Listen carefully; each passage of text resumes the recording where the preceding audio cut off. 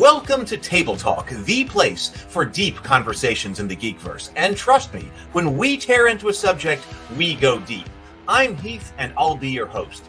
Each episode, I'll be talking with one or more creators, authors, illustrators, publishers, or other movers and shakers in games, TV, books, movies, or other areas of the Geekverse.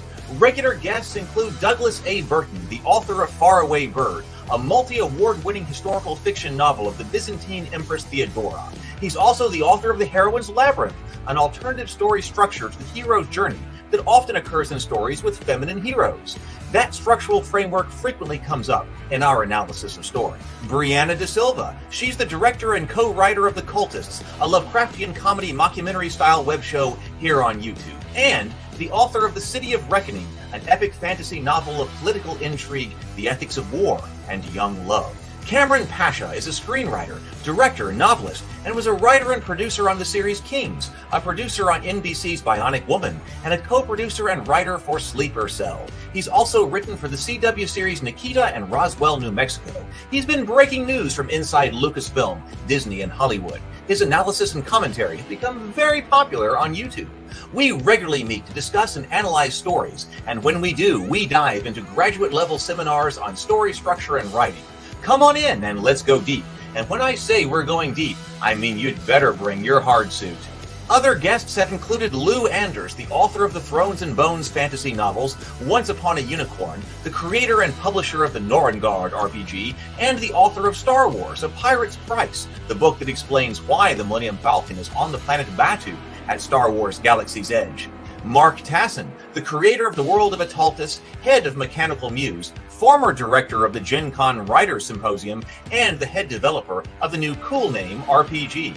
Let's see, who else? Bond. James Bond. Well, not James Bond. Not yet. Maybe soon, though. But I have interviewed Jamie Stegmaier, the founder of Stonemaier Games, crowdfunder extraordinaire, and publisher of many hit board games like Scythe and Wingspan. Brian Colin, sculptor of the world of Revelo Monster Busts, and the creator of the vast, grim, dark horror RPG.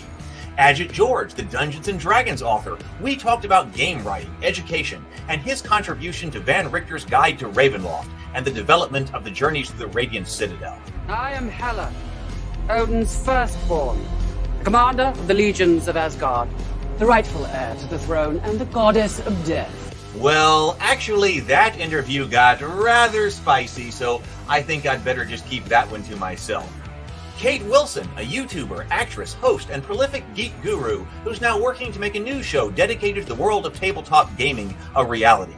So buckle up and get ready for a wild ride, because it's time to explore the worlds of tabletop gaming, sci-fi, fantasy, and all of geekdom through the eyes of those who are making things happen. Atomic batteries to power. Turbines to speed. Roger, ready to move out.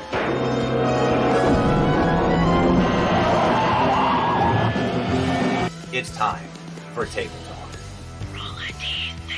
Hello, everyone. Good evening, and welcome to Table Talk. Welcome to my home. Welcome to the office. Welcome to the show. It is really good to be here tonight because we're going to be discussing Dune Part 2, both the book and the movie. So we've already been through read the book, and then we talked about Part 1 last week. We've all been to see the TV show, or excuse me, the new movie over the weekend. So here we are with Brianna da Silva and Douglas A. Burton for the discussion. What's happening, everybody? Hey, thank you so much for joining us, both of you. Glad to have you here. I'm glad to be here. I'm trying to be here. I will admit to everyone I'm only about 70 to 80% present because Deep's laughing because he already knows. I was very inspired by Dune, by the movie. Like, it was very helpful. It was getting my creative gears turning, and so I've been as a result I've been working on my screenplay a lot the last couple of days, and I'm Would that be Dark Goddess? Yeah. So having a hard time being a human, but I'm doing my best. So I'm here, sort of. Hey, we got to hold it together. A lot of humans in another world right now, but. All right. Well, Doug, you want to introduce yourself? Sure. My name is Doug Burton, or Douglas A. Burton, as I put on the books. I am the author of Faraway Bird, and now more recently, at the end of this month, the Heroine's Labyrinth, archetypal designs in heroine-led fiction. The book comes out March 26th. You can pre-order your copy right now. And I cannot wait for this book to come out. It's been a labor of love. I've been working on it for 4 years, and we're almost there. I was invited to speak at the San Diego Writers Festival on April 4th. So that'll be the first time that I'll be in a live public setting teaching the Heroine's Labyrinth. So, Cool. it should be pretty wild. And I was telling Doug before the show got started that I've been working on a trailer for the Heroine's Labyrinth based on all the material that we've been talking about here. And I meant to have it done by now, but I've been behind over the past week and a half over that. But I'm about 60 or 70% of the way through with this trailer, which we're going to put here on this channel, which will tell everybody what the Heroine's Labyrinth is all about. We're going to have all kinds of clips from all the things that we have been talking about the Heroine's Labyrinth, cut down to 6 to about 12-minute clips. They're going to be coming out here on the Table Talk channel as soon as that trailer is ready. Brianna's been doing the thumbnails for all of them. Mm-hmm. So that's going to be coming out, and we're going to be doing a whole lot of promotion to the Heroine's Labyrinth, and hopefully get this ideas out there a lot, and hopefully sell a lot of books. Well, and when people are curious, or if they're curious about it and they search for it, they'll find Table Talk. That was part of the master plan. The evil master plan. Yeah. The Bene Gesserit plan that's happening behind the scenes. Heath and I planned this centuries ago. We've been planning the prophecies of this book's arrival. Brianna, you want to introduce yourself? Hi, guess. I'm Brianna. I'm an author and a director. As you heard, I'm working on screenplays. My first novel is City of Reckoning, and it's a big epic fantasy book. And we're going to discuss it at some point here on the channel. And I know you guys are buying it, so thanks. I keep getting notifications. So let me. We will be covering this here at some point. I think in the near future. Yeah, I know. I was just thinking that I need to go back and look at the schedule, because I was when I was talking to Sherry this afternoon. I was away from the computer, but I think next month is Paradise Lost. That sounds about right. Okay, so next month, as far as preparing, we've been doing like a book a month, because Dune is book and movie this month. Mm-hmm. Next month, Paradise Lost, and that's a beast. Yes, these are all beasts. And then I think it's the month after that, the City of Reckoning. So if you want to prepare with us here on Table Talk, Paradise Lost, John Milton next month, City of Reckoning the month after that. So get ready. By funny coincidence, City of Reckoning also features a very large monster that is underneath a sand dune. So I just thought I would share that. But not Shai-Hulud. No, it's not Shai-Hulud. I had never even heard about that, but yes, at that time. That's cool. That's very cool. All right. And then also, please do, if you have not already, if you are looking at us for the first time here, please do check out The Cultists. That is here on YouTube, and it is my web show about modern-day Lovecraftian cultists who are just trying to worship Cthulhu in a world full of people who don't understand. I'm the creator, co-writer, and producer. Brianna is the co-writer and director. The first 3 episodes are here on YouTube right now, as well as commentary from Brianna and me as well. So, here's producer's commentary, and then also director's commentary. And so please check that out, and we're going to be putting out a lot more out about that over the coming weeks. Yeah, you can probably, Michael asked, Paradise Lost is in the public domain, and you can listening to the LibriVox audiobook, which is free. But I think I am going to get a more professional production later. It's free because it's made by volunteers. So yeah, it's made by volunteers and actually multiple people. So I was going back and forth between multiple different narrators. And so I think before we get to it, I'm going to go with one that I can read as I go. But actually, before we get going with all that, are you going to record the San Diego Writers Festival, Doug? So I'm bringing my whole family with me. So my wife will be there. My kids will be there. And my goal is to have them film that, because I also want to learn from it. You can learn a lot by observing how you communicate. So, if you say too much, you start to self-correct if you could see what you're doing that's working and what you're doing that's not working, and how to be a more effective communicator. In fact, by showing up on Table Talk and talking with everybody here, both live and in the chat, I have found such better ways to communicate the ideas, and it's led to a lot of last minute going back into the chapter and rewording it. That. That's yeah. I mean, it's because I'm like, oh my God, I've been saying it like this on Table Talk, but I'm not saying it like this in the book. I got to change that. And my publishing consultant was very good about that. I was like, I have another change. She's like, okay. But I know I was taxing her patience with that. All right. Well, I saw this on Sunday. It was Sunday. Yeah. So I watched it on Sunday, and then I came back, and then really I did nothing Sunday night really, except for type notes. I mean, I came back from the show. I mean, I guess I watched YouTube a little bit, cleaned up, whatever, but mainly I was like, okay, I got to get stuff out of my head. So I took lots and lots of notes. Some of them we probably don't even need to talk about and stuff, but I had lots of thoughts about this, as I know both of you do as well. But Brianna, do you want to get us started and frame the conversation for us and set this up? Because I know first of all, you're a big fan. You enjoyed it. I mean, I did. I mean, I feel like to me, it's like, oh, I guess I'm curious to know, because I know you have critiques, so I'm really curious to hear them. To me, it felt like it was about as perfect as a movie can be, which is to say that nothing's perfect. And so there's always things that we can find about anything that, we don't like or that we think could be better, just because that's the nature of reality. And because this is such a hugely popular thing, there are a lot of people that are going to be on the internet talking about their opinions and what they thought about it. And I wanted to make sure that we're able to provide something that was unique and not just more of the same. And so the thing is that the three of us are all creators. We're all writers, as you all heard. And so I want to make sure that we're like bringing it back to that as much as we can, because that's something we do a lot on this channel, is talking about things that we're learning. It's kind of like, at least like what I've been getting out of this channel the most is it's a way, because the best way to learn something is to share it with someone else, to teach to someone else. And so I find that these discussions are helpful for that, for like something that I'm learning, and then I express it, or I learn from you guys, or I learn from, whatever it is that we're watching or reading. And so that's kind of our core that we're going to try to stick to is looking at it from the perspective of storytellers who we're all here trying to improve our craft and seeing what we can learn from the book and from the movie in terms of what to do and what not to do. So yeah, and I'll just to add on to that, I like the books. Now, and just to be, I've read the first two books coherently, started book 3, got confused, got lost in it. So I'm going to have to reset the board, but I've read the first 2 books, which covers the movies. Dune Messiah would be Dune Part 3. I like the books a lot, and I like the movies a lot. And what's weird is they're not exactly the same story, and I like them for very different reasons, and that's not always the case.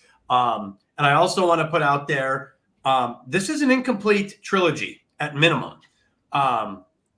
So sometimes the second sequel in what would be a trilogy, which never ends definitively, just like Dune Part 2 did not end definitively, that third film will either tie it all together in a way that elevates the first 2 films, or it could be Matrix Revolutions where it putters out. That said, I have full faith in Denis Villeneuve, and I believe that we are on the cusp of an amazing trilogy. Yeah, if anyone can pull it off, it's him. We would hope. Well, he's a seasoned director who seems to be coming into his prime. I feel like we're witnessing a director emerging before our eyes. He's already demonstrated excellence in other films. Now he's demonstrating greatness. Yeah. Now, well, exactly. And he's tackling the untackleable in the sense that it had been widely believed for years that Dune could not be adapted successfully into a film. And for good reason. I mean, it's not an easy subject matter. There are things that limit the storytelling. I think Heath talked about how small the houses feel relative to the culture-wide houses of something like Game of Thrones, where you have, sellswords and nations and capital. This seems like almost like families in houses So it's hard to translate all this, and I feel like the films have done that very successfully. Well, I'll give my overall point, but then I'll toss it to Brianna. I mean, overall, I think that it was well done. I like the movie, especially in today's world, where when people hear that one of your favorite books is being adapted to a film, some people want to run in terror from that. But it seems like, like I said, I do not have the history of loving the Dune books like I have with Lord of the Rings, but it seems like this is a pretty good adaptation. Overall, it seems like we got a good movie. I enjoyed the movie. In some ways, I even think that this improved a bit on the storytelling of the book. That's how I feel. Might be controversial, but in the same way, that some parts of Lord of the Rings got changed. We're dealing with foundational books and genres with fantasy and then science fiction here, and they're worthy of good adaptations. But I have lots of critiques and thoughts about storytelling and what I think could have been done better and why to go. But on the whole, I'm glad that we've got it. I'm glad I watched I'm glad I read the book, and I'm glad that I went to watch these films and enjoyed them. Well, and I guess that's the upper level thing. And I told my brother, that's why I told my brother, I said, he asked me what I thought about it. And I said, well, my thoughts are complex, but, and then I told him that overall, I enjoyed it. And he says, okay, well, that's good. If your thoughts weren't complex, I would have thought something's wrong with you. So I guess that's the way this goes. But overall, I don't think we should lose sight of that I actually went to the movies at both times with Dune and enjoyed myself. So that's a plus. So, that's a plus. That's a win. Well, and, it's hard to talk about big event films like this without considering some sort of generational impression that's left. Obviously, I'm wearing, Mos Eisley. Star Wars, it completely left an imprint on Generation X with our baby boomer dads who took us. There's film. Harry Potter had a big effect on millennials. My kids, this is the first film that my kids were aware there was a buzz. They really liked Timothée Chalamet. My kids, both of them, they loved him. We just saw Wonka. They loved him in Wonka.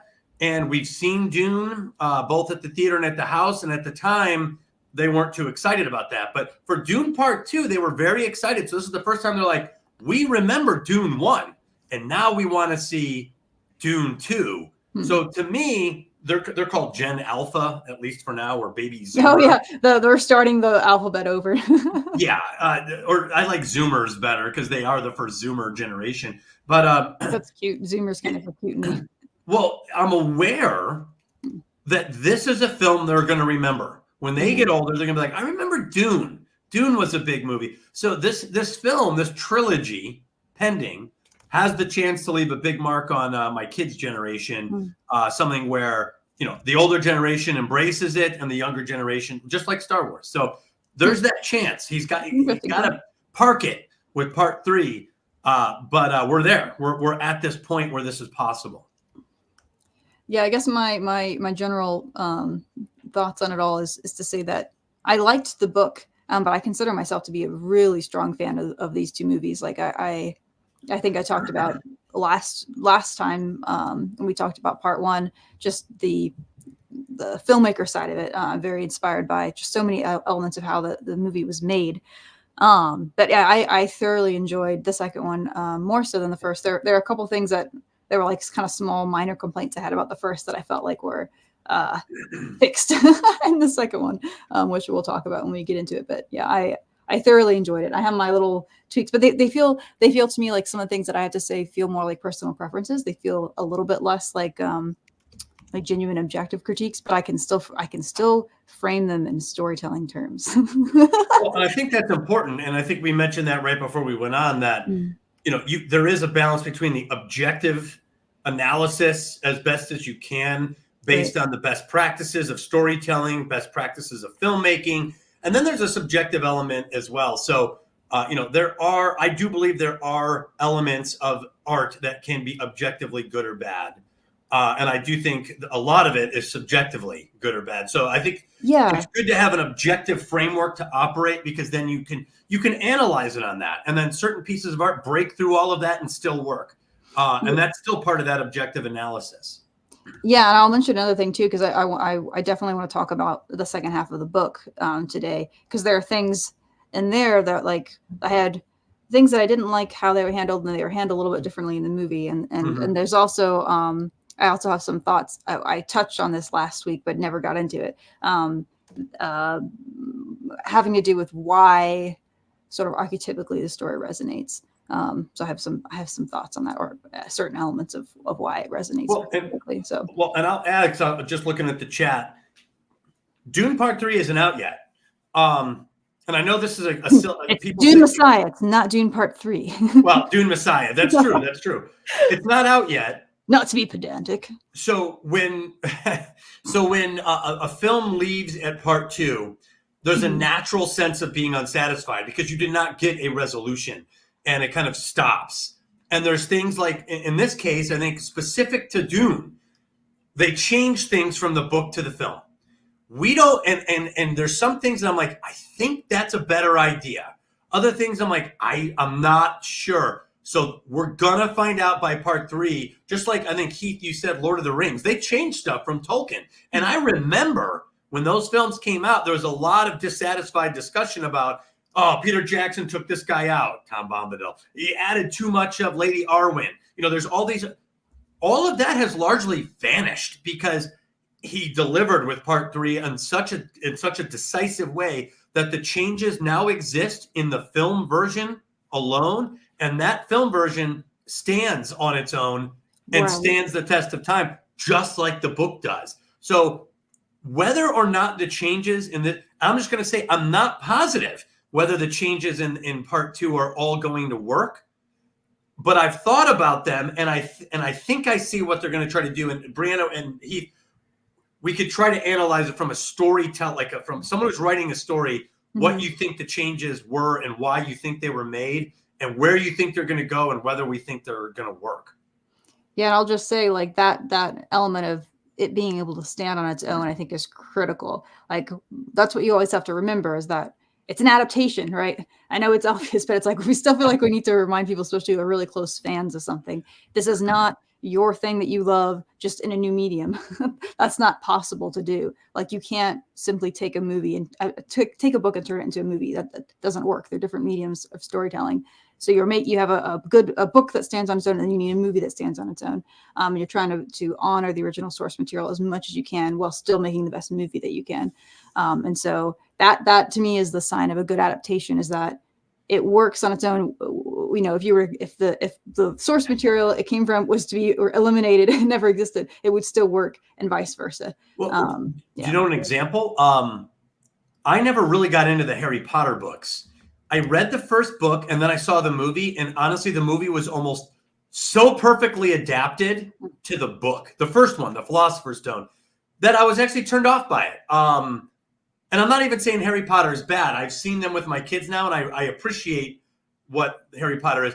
But there was an example where the film seemed almost a beat-by-beat remake of the book. So it was perfect, faithful adaptation of the book. And it actually got a little boring to watch the film because I knew exactly what was going to come up next. I knew it, and there was almost no surprises. So although we're in an era where filmmakers are changing things to the story's detriment, to where anything that's changed now is almost viewed with suspicion and animosity, there are several examples where you have to change. You have to do something.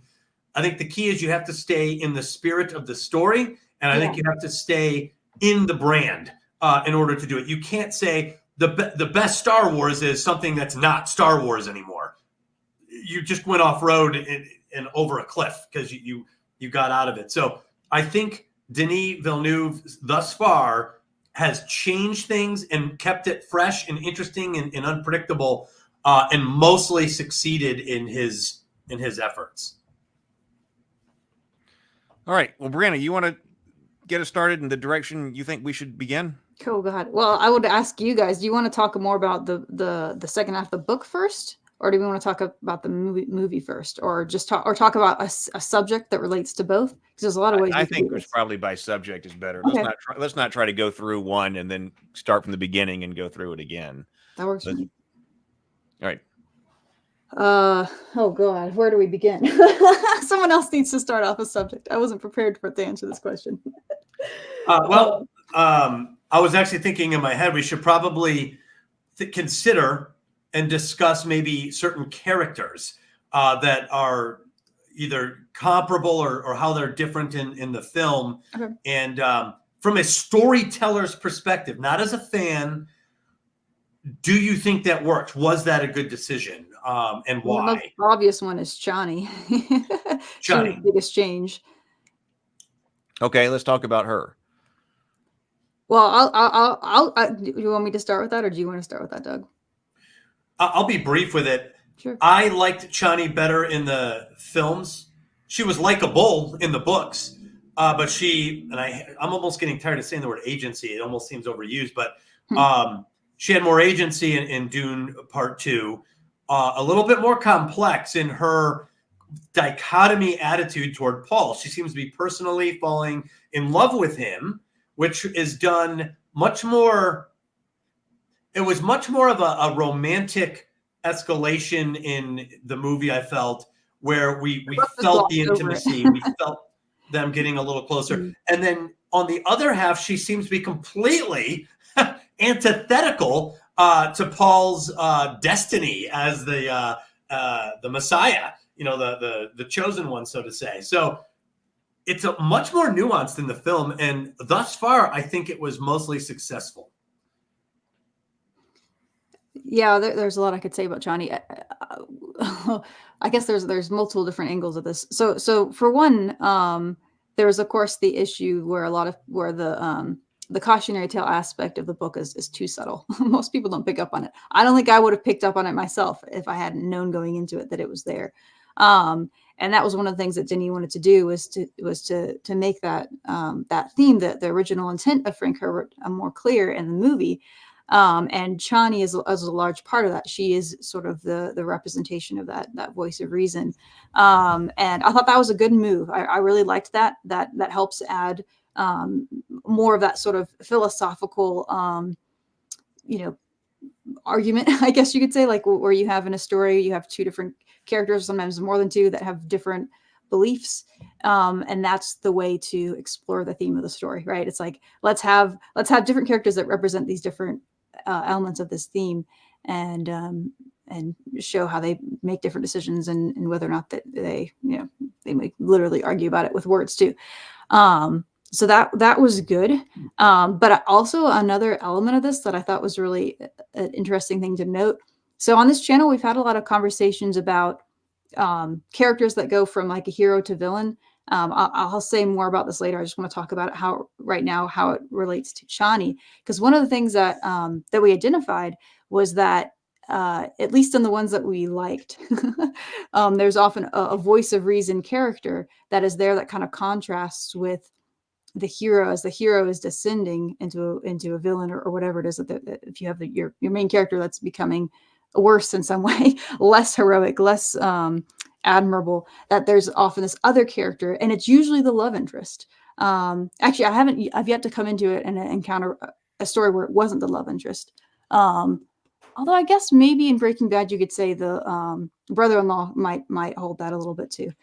So that might be one of the exceptions I found so far. But there's someone that is sort of a representation of the values that that character is leaving behind. And so I feel like they sort of intuitively stumbled upon that trope, that archetype, and I think that was an improvement. I think that was lacking. At least that's what Chani definitely embodies, that kind of a role in this story. We can discuss later whether it actually is a corruption arc, but to the extent that it is, I think she fulfills that role, and I thought that was really good. Well, Sable says, I do not think that making, for $5, thank you very much, Sable. Sable says, I do not think that making Chani an antagonist was a smart choice, frankly. To me, it undercut the romance, which already felt shallow. I also thought that was rather shallow. It is That's rather. the third thing I'm going to say about her, but you go ahead first, Doug. Well, no, I agree with you. In the book, it's rather shallow. There are, like, I don't think of Paul and Chani as one of the great romances of all time or anything like that. Yeah, it's meant to be. it worked. I felt like it worked in some ways in the book because the book was able to kind of dwell there and work through some of the conversations a little bit better. In here, she's an antagonist, but she's not.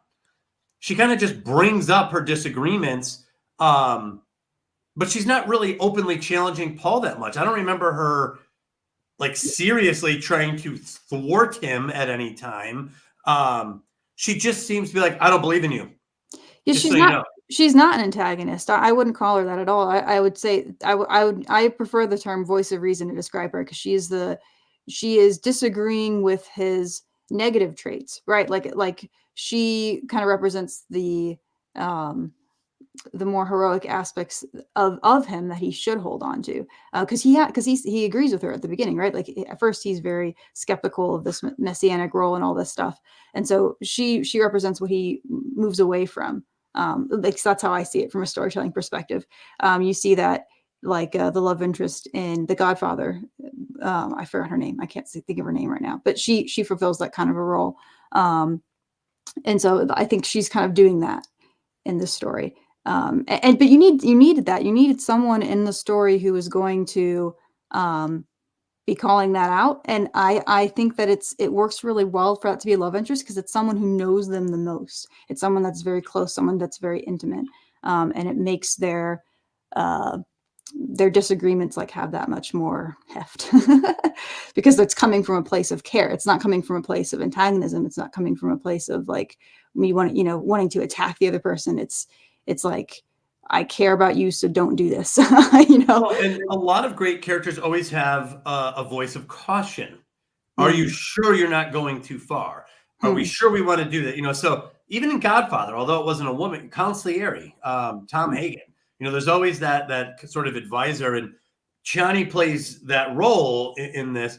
My thoughts, I feel like she added, by her being a little bit more assertive with her thinking on where she stands on her principles and things, but she's not like anti-Paul either, which was refreshing, because I feel like a lot of times the trend is to try to have a female protagonist kind of like put down a male protagonist or put him in his place or out. And there was really none of that here. So she was very sincere with him. And so I felt like there is something there. Again, I think a lot of it's going to come down to where it's going to go.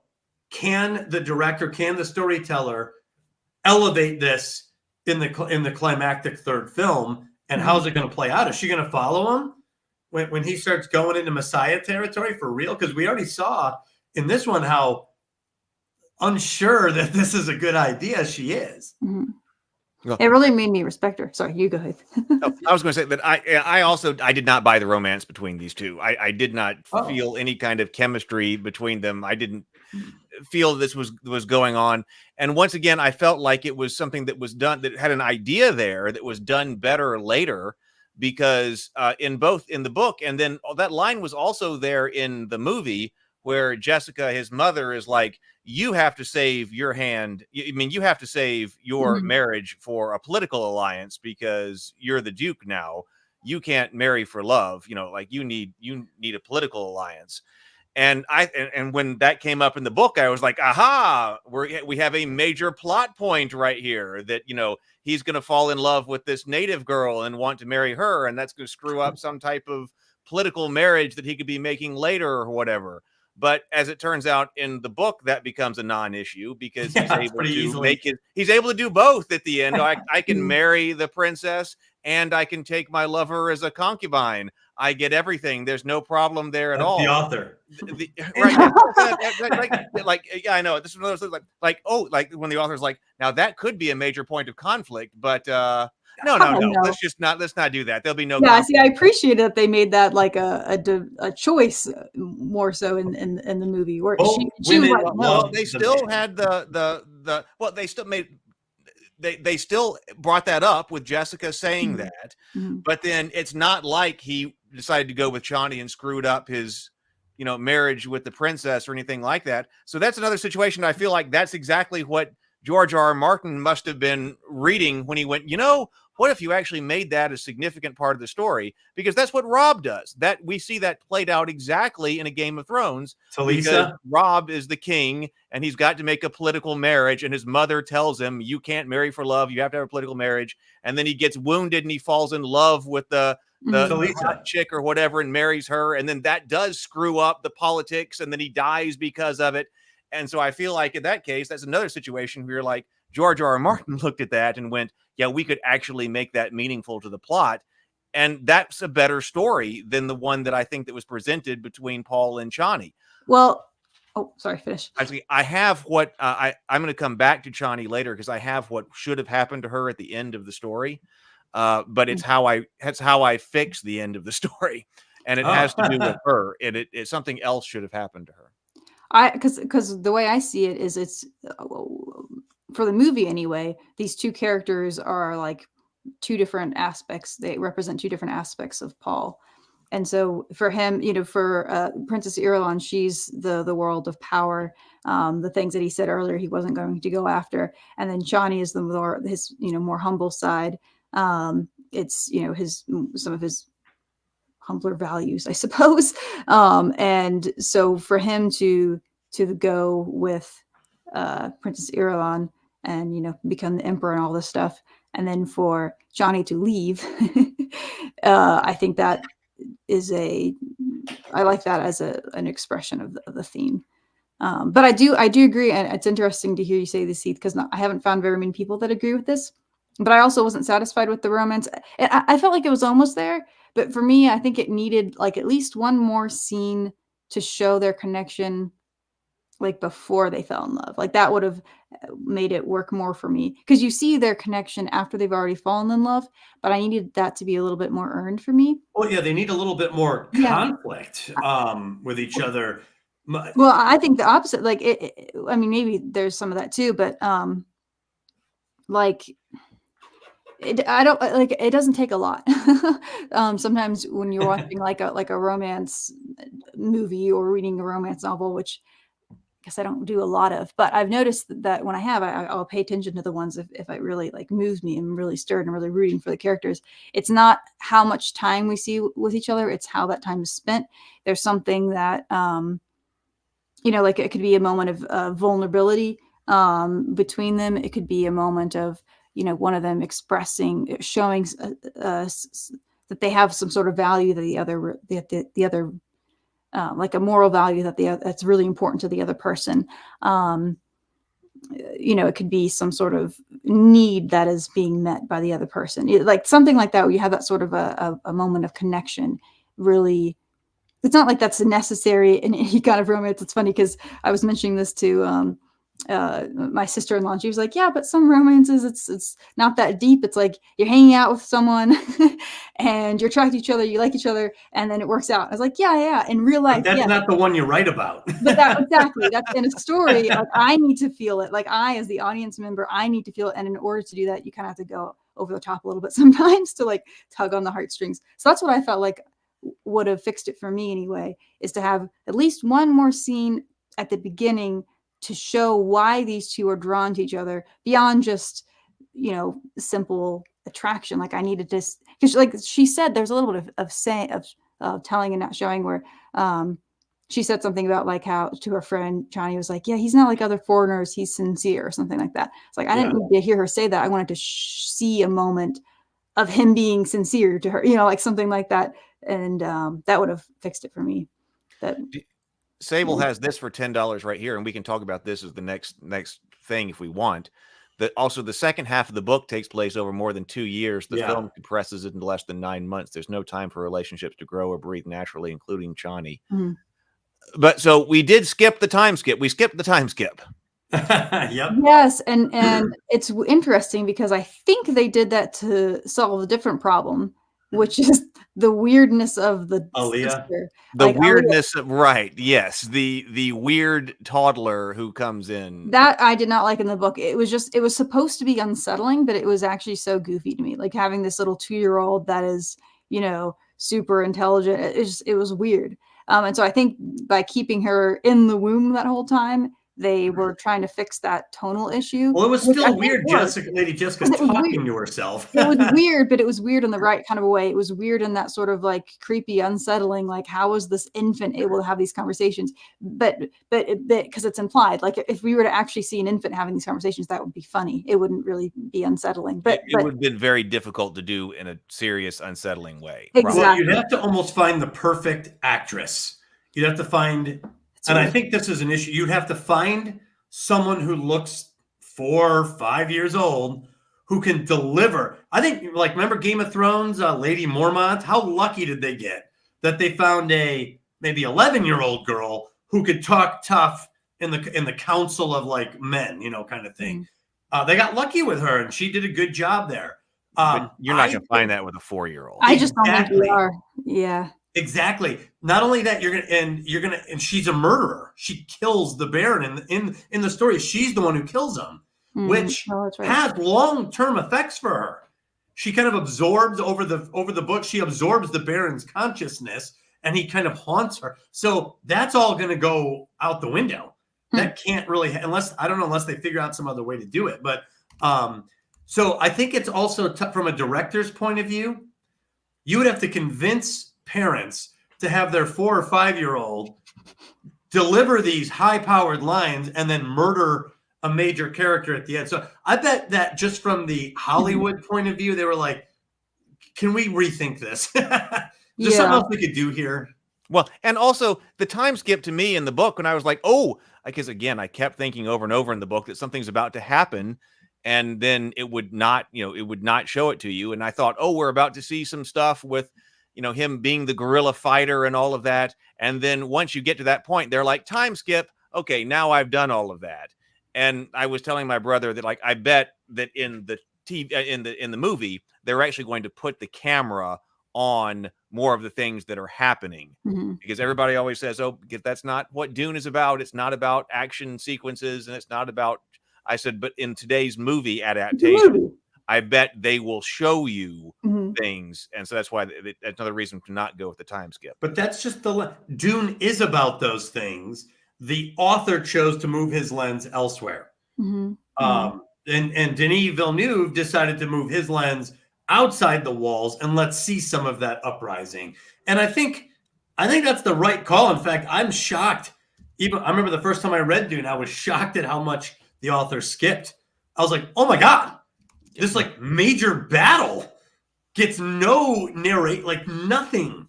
The book is so good at like getting into your mind. It like taps into your subconscious.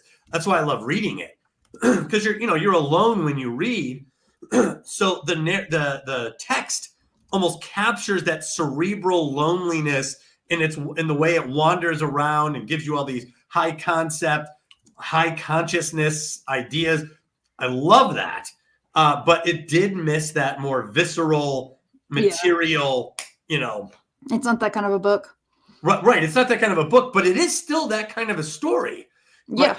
Those wars are happening. They say billions. The movie kind of fills in the things that you don't get to see in the book. Well, what I'm saying is if you're going to adapt it to a film, this is what you take and put back in there. You do move that lens. Like when the one thing that's always stuck in my head about Dune is billions die in a war in my name. I'm like, billions? I remember that scene in Gone with the Wind where the Confederate soldiers are laying on the tracks and the camera slowly pulls out and there's thousands of them everywhere. And this wasn't CGI. There's thousands. And just the sight of thousands of wounded soldiers is stunning to see. What is billions like? I don't know. Got the reminder on that now. You know what I'm saying? Like as a filmmaker, you want to know what a jihad on an intergalactic scale that takes the lives of billions look.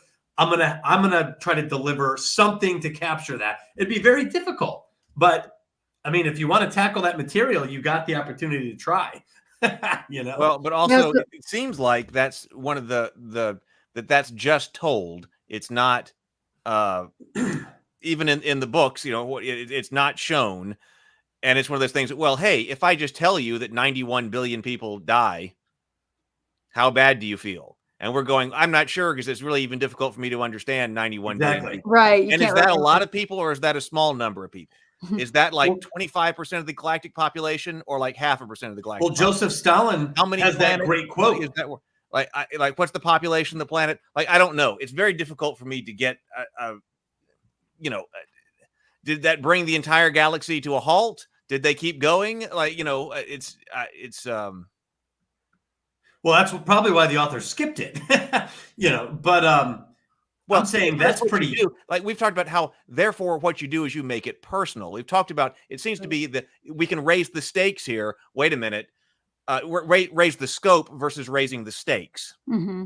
So even if you're writing a book or you're making a movie and you're like, how is it that I've got to make somebody feel the deaths of 91 billion people? Well, maybe you can't, but you need to come up with, personalize it and make certain deaths and the feeling of that significant to some character in the story, and therefore significant to your audience. 100%. That seems like the way that you would go, rather than. That's giving me an idea for my screenplay. No, come back. I'm here.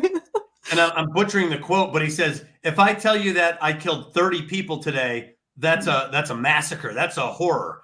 If I tell you I killed 30 million, that's a statistic. Mm-hmm. And it has less of an impact on people, which is completely the opposite of what you would think. So that's what I'm saying here. Frank Herbert throws out billions died. That has the effect of becoming, whatever that is. Because you can, it's not a number we can intuitively understand. Like, we can sort of only logically understand numbers that big. You're like, oh, I can do the math, and I can do little things that might kind of show me how big that is, but it's not a number that we interact with as human beings.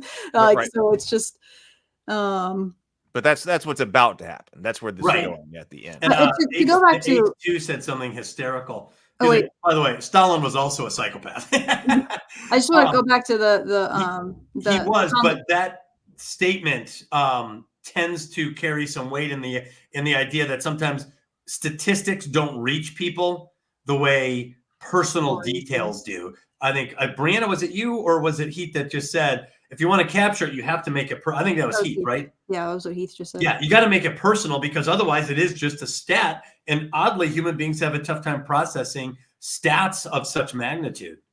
I just want to go back to what we were saying earlier, just to kind of wrap that up a little bit, because we're talking about how it seems like it was the right choice to not do that time skip, but there is a cost. And one of the costs is some of the things that happened. It's a little bit hard to believe that it really could have happened in 9 months, such as the depth of the romance and stuff like that.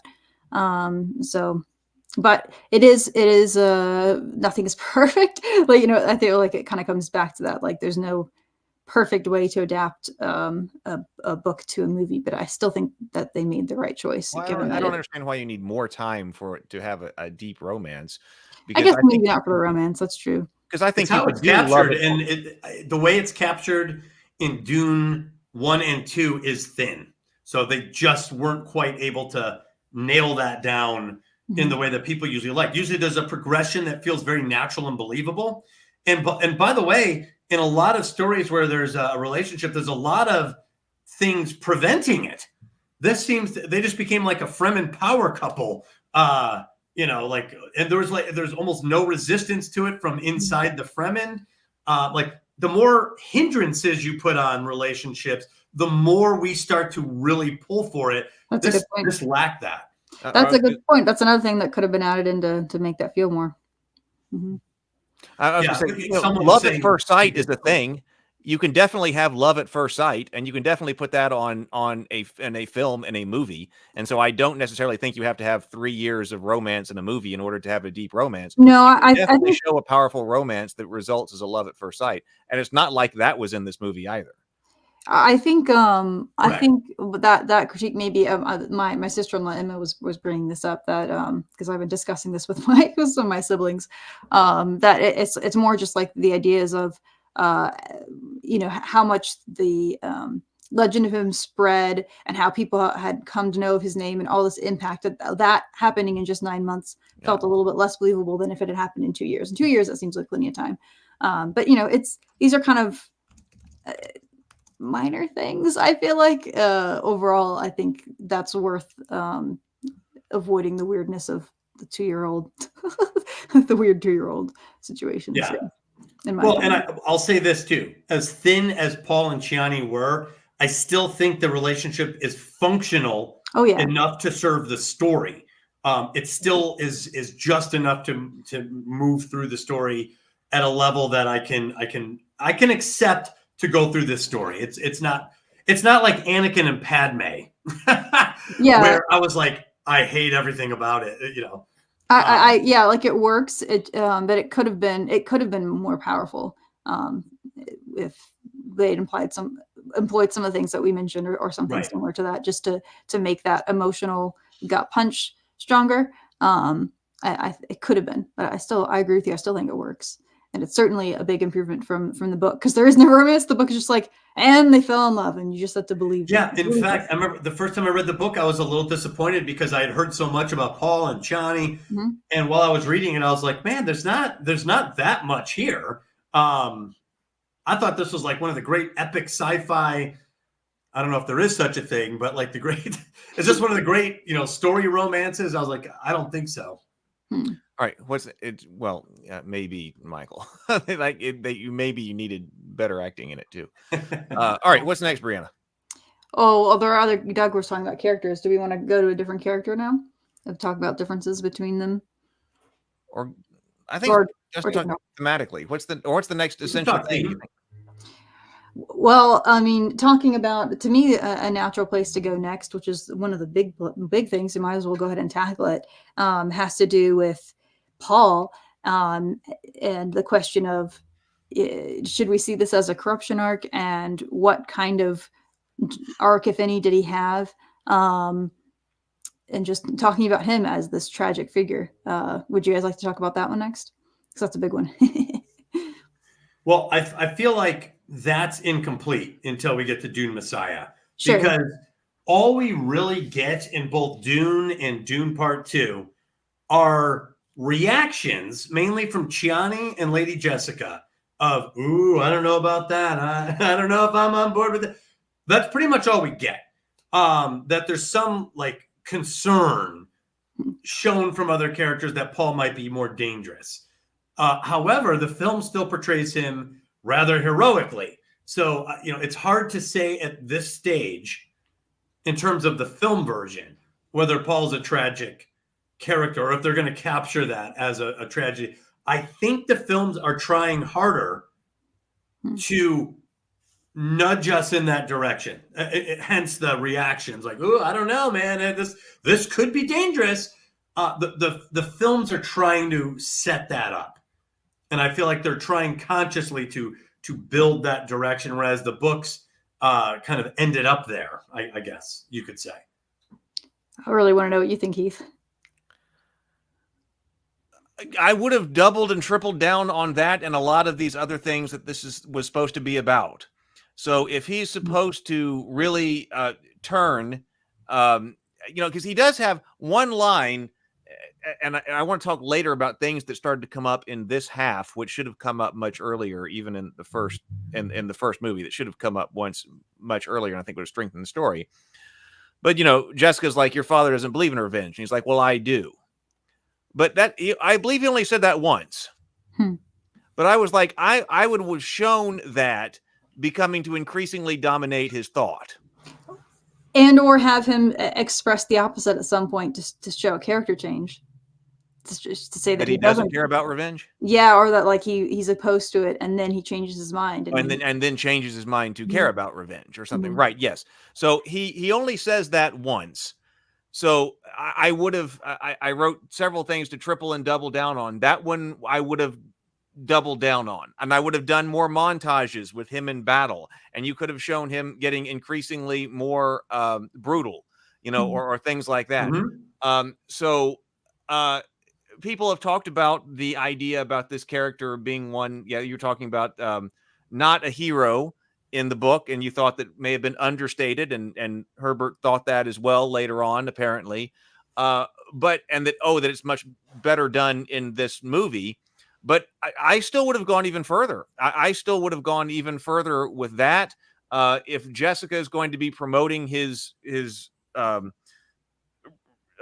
status as the Messiah in the South, I would have done a lot more montages about her in the South and what's going on down there.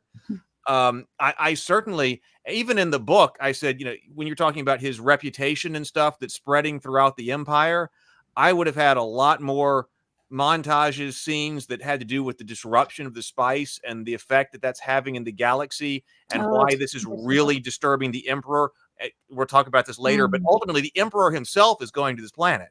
So like, I'm thinking, man, I've got to strongly motivate the Emperor to come to this planet. So I want to show how disruptive, I mean, because he's running around this desert planet, like blowing up stuff. So I've really got to show that. So I would have put, I think I know several of those things that we're talking about, man, I would have squeezed the lemon. Well, part of the problem, drama to all of those things.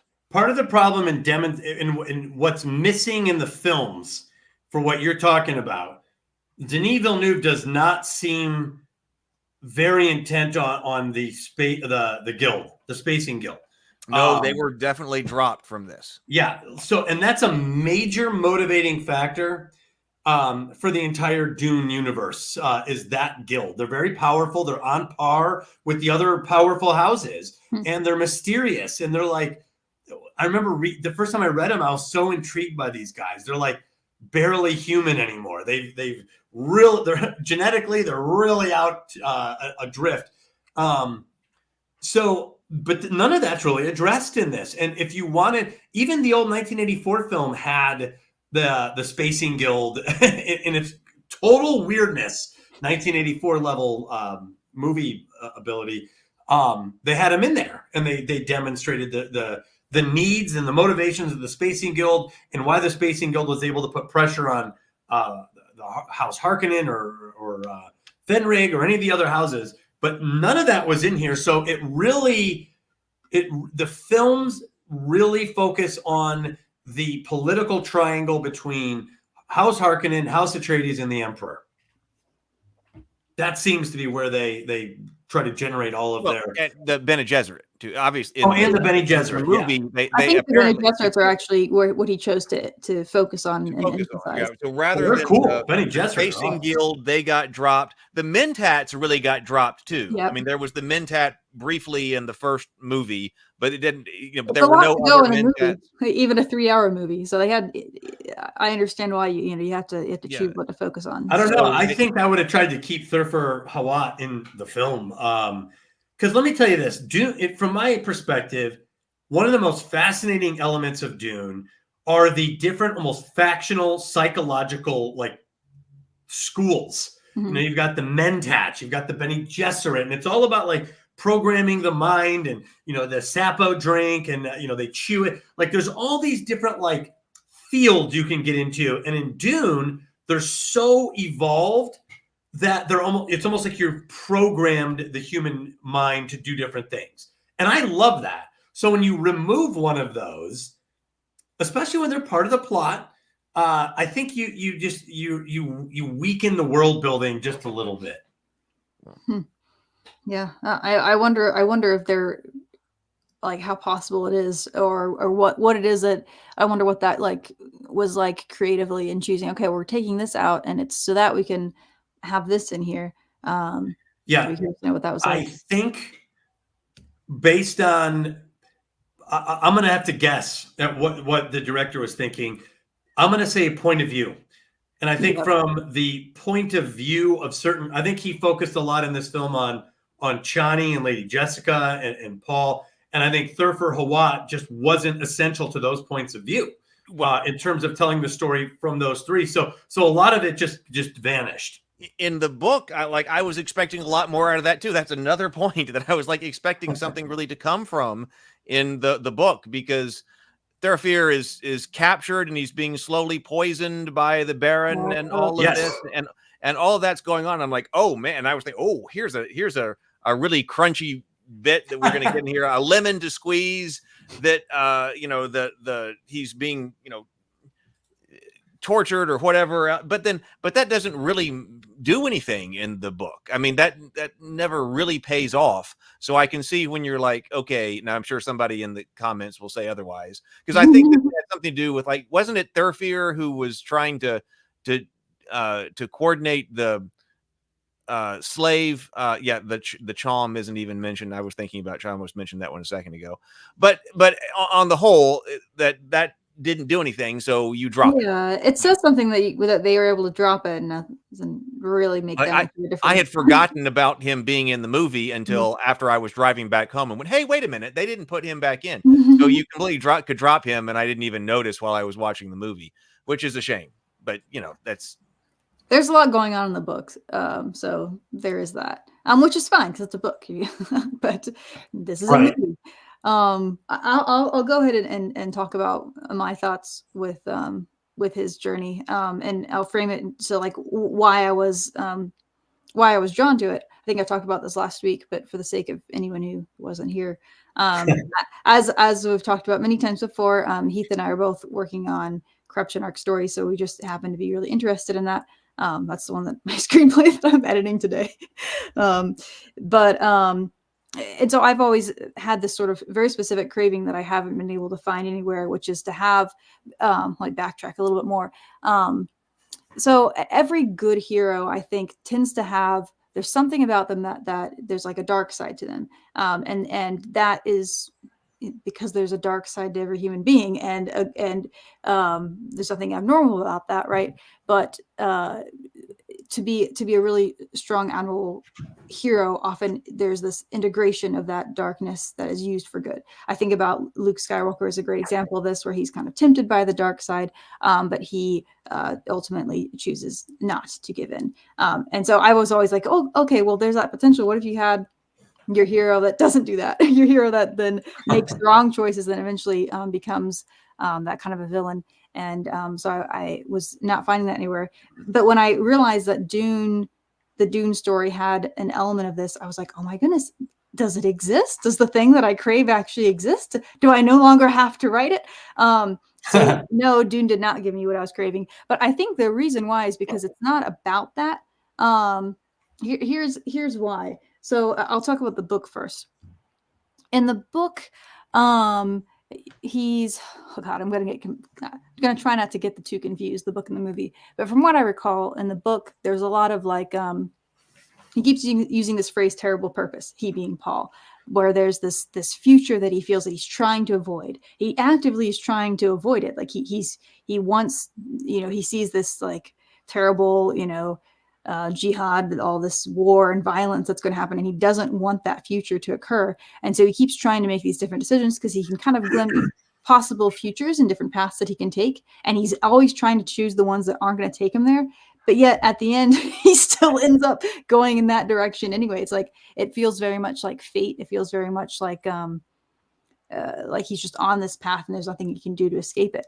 And so that's, of course, not a corruption arc, because it's like, well, in order for that kind of a story to happen, the kind that I'm describing, like it would have to be driven by the character making wrong choices.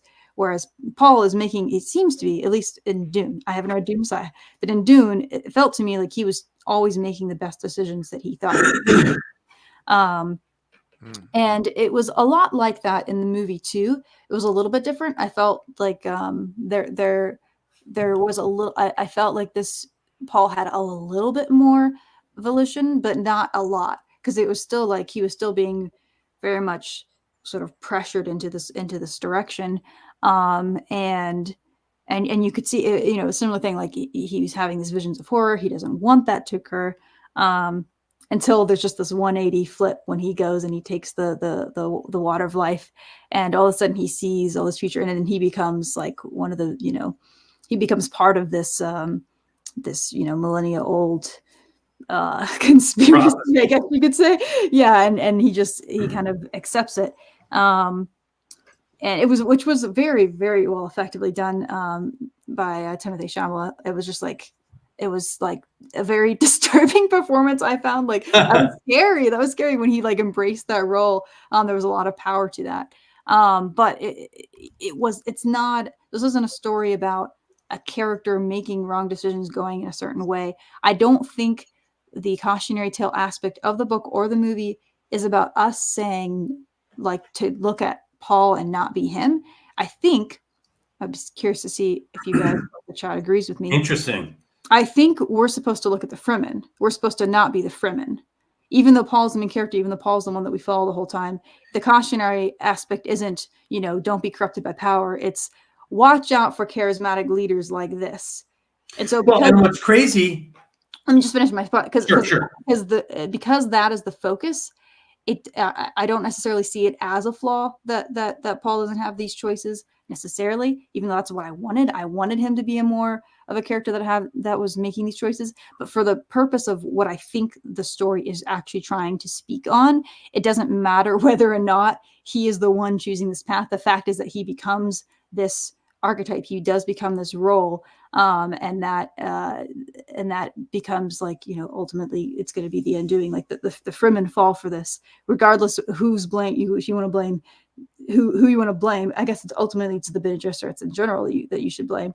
But that is what we're supposed to be taking away from it, is like, watch out for charismatic leaders. Well, I was always looking at things, I was looking at it from the other side, but you just brought up the other half, the corruption arc, as we were talking about. The one issue that I had with Dune, even from the book perspective, it was like, if Paul Atreides is truly a, this is the Messiah, this is bad news, people shouldn't have followed him. It's like, well, then the Emperor's a good guy. Well, no.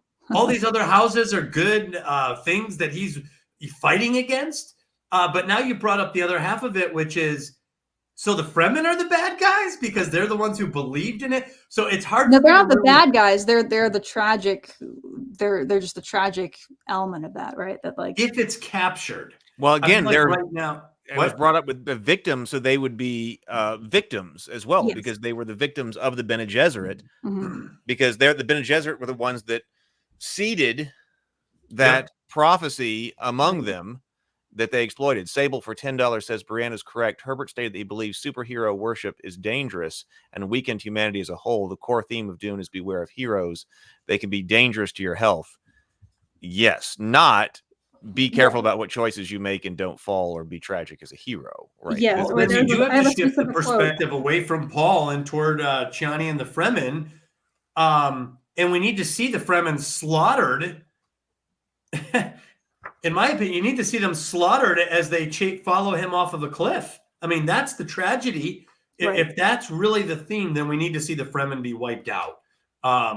Isn't that the implication of where we're going? I guess I don't know. No, I thought the Fremen were successful. The 91 billion people are the people all the Fremen kill. Oh, for real? Well, but also they go on a holy war and they kill people on other planets. So, I mean, like I said, I haven't read books 4 or 5, and I haven't read the pre-books, the prequels written by his son, Brian Herbert. But I think to drive the point home that you're saying, Brianna, and I think that you're exactly correct, that the tragedy or the focus isn't, like when we watch Star Wars, it's like, oh, look what happened to Anakin. He made some bad calls. Don't be Anakin. Not a perfectly executed one, but that is a corruption arc. Right. But you're right. You are focused on the individual and where he went wrong. Whereas in Dune, you really are kind of like, well, this is prophecy. Paul was pushed into this and ran with it, and they wanted this leadership and he obliged. And it is more of a warning tale to the masses, which would be the Fremen in this case. And I think to drive that point home, you need to see the Fremen wiped out. Completely in a tragic, horrible way. And then the question is, who wins that? Who wipes them out? Who's the victor? Are these people any better? Well, but he's trying to even flip that by saying that, like, no, well, what happens when the Fremen are successful, like they were? Right, exactly. The Fremen ended up being successful, but so it's not the Fremen got their way, but the 91 and the other planets that are sterilized and everything else. That's what I'm saying. With the Fremen winning, then how is it a corruption arc? Isn't he leading a revolution against the Emperor, who is a bad person? Is it a corruption arc of the Fremen in a weird kind of abstract way? That's what I think you're saying, and that's what I'm agreeing with. Yeah, that they end up becoming morally flawed because they followed him. Is that where this goes? I'm asking because I haven't read Dune Messiah yet. Well, I think it seems to be what Herbert is getting at, that the moral failing lies with the Fremen. Gotcha. That's fascinating. I think that's a great point, Brianna. I mean, I think that this is an excellent point to explore. Yeah, I think you're right. Interesting. The director has an opportunity, if he's going to stop at 3 films, which I think is what he said his plan was, then this third film has to. Man, can you imagine an Order 66 type end to the Fremen, but by their own doing? That would seal this story if he could do that.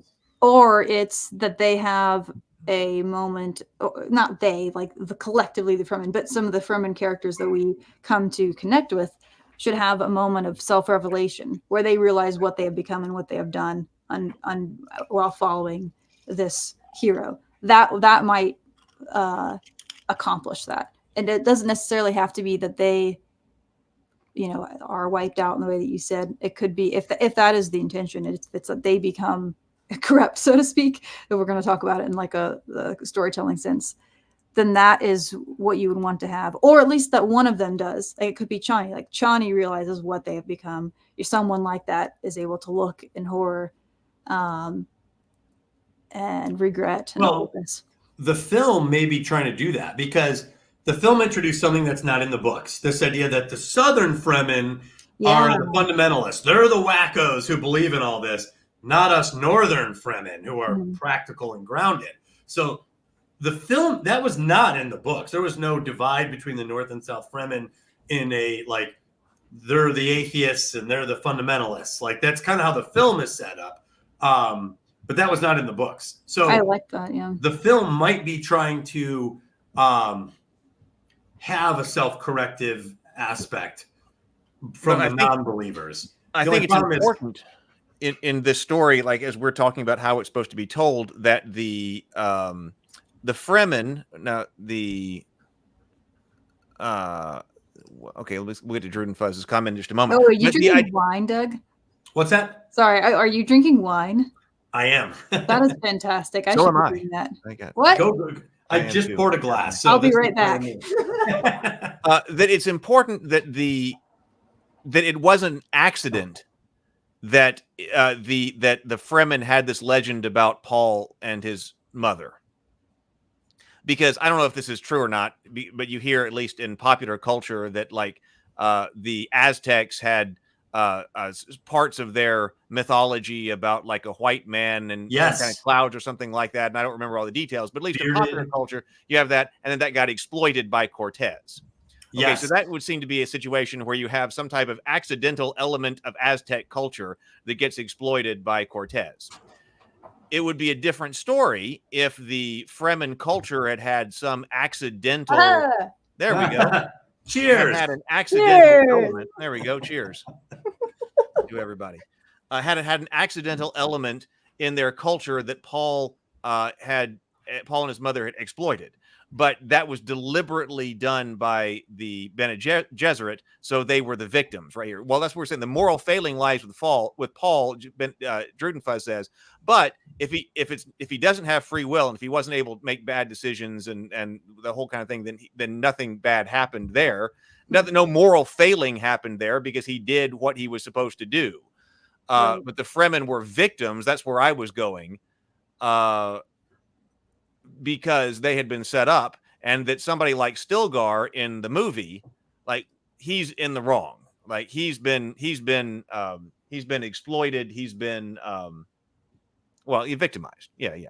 Well, but the Bene Gesserit planted all those little prophetic, he shall know your ways. All those little things. I will say, I felt like they reduced Stilgar's character just a little bit by making him a little like silly fundamentalist. Like, and I'll be honest, I laughed. I thought it was funny, but my lasting impression of him has been greatly reduced. Whereas he struck me as like a badass desert survivalist, like the ultimate Fremen. Like, this is it. This is what a Fremen warrior looks like. It's Stilgar. Now I'm like, oh, he's kind of an idiot. He says that one line. Both. They could have kept him the humor while still keeping him respectable. I think. Well, he says the line, and it's like I said, I laughed because it is genuinely funny. The but I whole was like, theater laughed at that part. I know. why did Stilgar say it though? He's like, Paul's like, I'm not Shai Hulud, and he's like, only Shai Hulud would say I'm not Shai. Like whatever he said, he could repackage as proof that this is the. I thought it was funny, but I wish it didn't come from Stilgar. Like I felt like it just weakened his character a bit, made him a little bit kind of gullible in a way. Mm-hmm. Yeah. Sable says for $10, the moral failing lies in the propagandistic manipulation of belief and faith as a means of power and control. It's another form of the control that the thinking machines created before the Butlerian jihad. But right, so that's what like. That's a great comment. He pushes. So Sable's pushing it back to the Bene Gesserit, that manipulating the Fremen in this way and seeding this type of thing, seeding this prophecy is the moral failing. I think I agree with that. Yeah. That is very insightful. I like that commentary because I think we all are, what's the word, sensitive to and distrustful of propaganda. We've seen how it's worked in history. I have a book called The State of Deception. It talks about Germany in the 1930s. And it's amazing when you start flipping the pages and you see all the stuff that was done. I'm like, man, there was a lot going on to drive this culture to the cliff. So anyway, and by the way, this was written in 1967 after World War II. And a lot of people refer to the Fremen as true believers. And I was going to share with you, if you haven't read this book, you should. It's called The True Believer by Eric Hoffer. It's one of the great books. It was written in the wake of World War II, and it's one of the most sober, practical discussions of mass movements and the exact danger we're talking about. That's why I pulled it off my shelf, because he gets in. Man, you should see all the notes I have just in this one book, all the things he says that can go wrong in a propagandistic term, and where true believers come from, how it happens, what it takes. Where does it come from the state? What's the relationship between the people? What are the steps that are required for them to block out evidence to the contrary? All sorts of stuff. The True Believer. It's a great book, and I think it totally applies here. And I'm really curious. Again, I'm really curious about part 3 to see where Denis Villeneuve goes, because I want to see that true believer thing play out on, for some reason, I want to see that beyond even what we've seen in part 2. We've definitely seen hints of it in part 2, but I want to see the fait accompli. I just had a thought, that's an interesting way to sort of bridge some of the different themes of this story, because we're in a version of the future where what was it called, the Butlerian jihad, where the thinking machines have been destroyed, and so you don't have so humans are largely reliant on their own minds for processing things. But then one of the cautionary aspects of this story is about the human mind and the human mind's tendency to sort of be caught up in these sort of religious movements and how that can be harmful. And so I wonder if that's on purpose. If those two things are related, it's like, here's this power of the human mind, and then here's also this flaw and this danger. I don't know. I just realized that that's connected. Yeah, I mean, it's that's why I think this is a worthy subject and a worthy subject matter for a book, and one that's not easily tackled, that Frank Herbert definitely tries to tackle in this incredible galactic landscape that he sets out. And I feel like the movies are inching us there. It's like I said, it's very different from the books, but I feel like he's focused in on these elements the strongest. So he's in position to pull off this, where like we're debating who's the moral failing, who's really in the wrong here. And so the filmmaker is going to have to answer this question himself. Who is in the wrong? How am I going to portray that? And how am I going to, and what scenes am I going to use to drive this point home so that the people in the theater are watching this and are going, oh my God, that's the worst thing in the world. I bet, mass control or propaganda or a messiah. These are the worst things.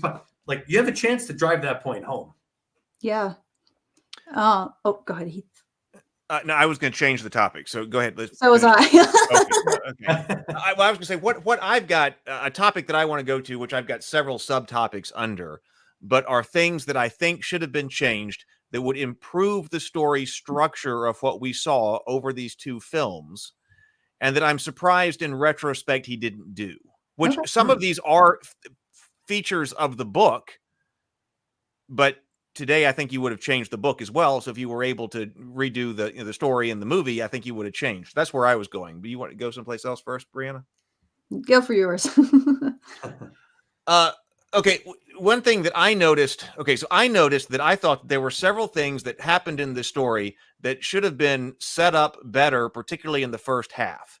Because we've talked about one particular principle of our storytelling, and this gets into the starts, and I've got several other elements of this as well, about whether or not there are things that you can do to objectively improve the storytelling. And one of the things that we've talked about as a principle or a general rule is that you don't want to add things after the 50% point of the story. Mm-hmm. That by and large, as a general principle, right now. Sorry, I'm here. that you don't want to add things after the 50% point of the story. You need to start wrapping up your story with all the stuff that you've introduced by the time you hit this 50% point. And both the book and the movies add in a bunch of things which you can never see coming if you had just seen the first movie, and that make it difficult for you, therefore, to sit down and go, hey, do you know what I think is going to happen? Like this was, this element was brought up, and so there's also this element, and maybe this is going to happen in the next part of the movie. Because if you just throw in elements in the second part that you've never set up at all, they don't feel set up, and they feel kind of cheap. Like I thought for sure in the book, and then here in the movie again, the atomic bombs. Like we're 80% of the way through that book or something like that. And then he just drops in, oh, by the way, Paul has a nuclear arsenal. Oh, that does change things. That helps. Right. Yeah, that changes things. I never would have, if I were sitting there now, how is Paul going to get out of this? Oh, I never would have thought, hey, let me pick up my nuclear bomb. Will this help? Right. Yeah. Yeah. Okay. Well, so that was definitely something that's just dropped into the book. And it's dropped into the to the movie as well. But if the atomics are going to be a part of this, set that up. I would have at least spent 30 seconds with the atomics in part one, because when they're getting. Did they have to be in part one or just in the early part of part They two? should have been introduced in the early part of 1 and 2. They should have been in part one, because when they're getting all of their stuff set up on Caladan or put into the ships on Caladan to go, and they're doing voiceovers and things like that, and we're preparing to leave, man, you could have had like a cool few seconds of a scene where Duke Leto is supervising atomic bombs. See, I don't think I agree with that, though, because both of these movies need to stand on their own. So if we introduce that at the beginning of part one of that movie, then we would expect that to come into that movie. But since it only comes into the second movie, I think it should be established. Chekhov's atomics. Oh, you think that movie 2 stands on its own? They're supposed to. And that's how, if you're making a trilogy, that's what you're supposed to do. Every single story every single movie, every single book should stand on its own. You create a whole experience that's the first one, and you create a whole experience that's the second one. Now, because this is an adaptation of a single book, it doesn't do that as well as one would like. Story. Huh? I completely thought this was a single story. That was definitely not the attitude of Denis Villeneuve from what I've heard. And I also don't think that's standard practice. Like, even if you are doing something like that, like you're going to try to make, you make each one, you make the first one without the expectation that you're going to be able to make the second one. So you put everything into it, you make it as satisfying as you can within your parameters. And then you come to your second one, assuming that some people haven't watched the first one. So you want to let sure that they get caught up and stuff like that. So I think that's, as a general principle, each one stands on its own, even though it is part of a broader arc of a story. If that makes sense. I agree with Heath. I think the atomic should have been mentioned in one with a little bit of buildup to explain. like, because they're illegal in the Dune world. You're not supposed to have atomics. Right. I think I would have Well, no, had you're supposed to- a you're few supposed to use lines. That would have felt like a what is it? Chekhov's gun situation. Chekhov's atomics. Yeah. Because I thought that it was part one. So I completely. So I guess maybe I misunderstood, because if that were the case, I would have thought that part one was even worse, because he just walks into the desert for no reason. You're like, that's the end of the movie. Like, oh no, there's gonna be another one, because that wasn't the end of the story. Mhm. So you think if you just watch one, you think that's a satisfying? Well, movie not the. conclusion? It's not the whole story, but this is like a delicate balance of that. I'm still learning how to create that balance myself, where like you want there's more to come, but that you still have a complete arc here. This is a story, and here's the thing.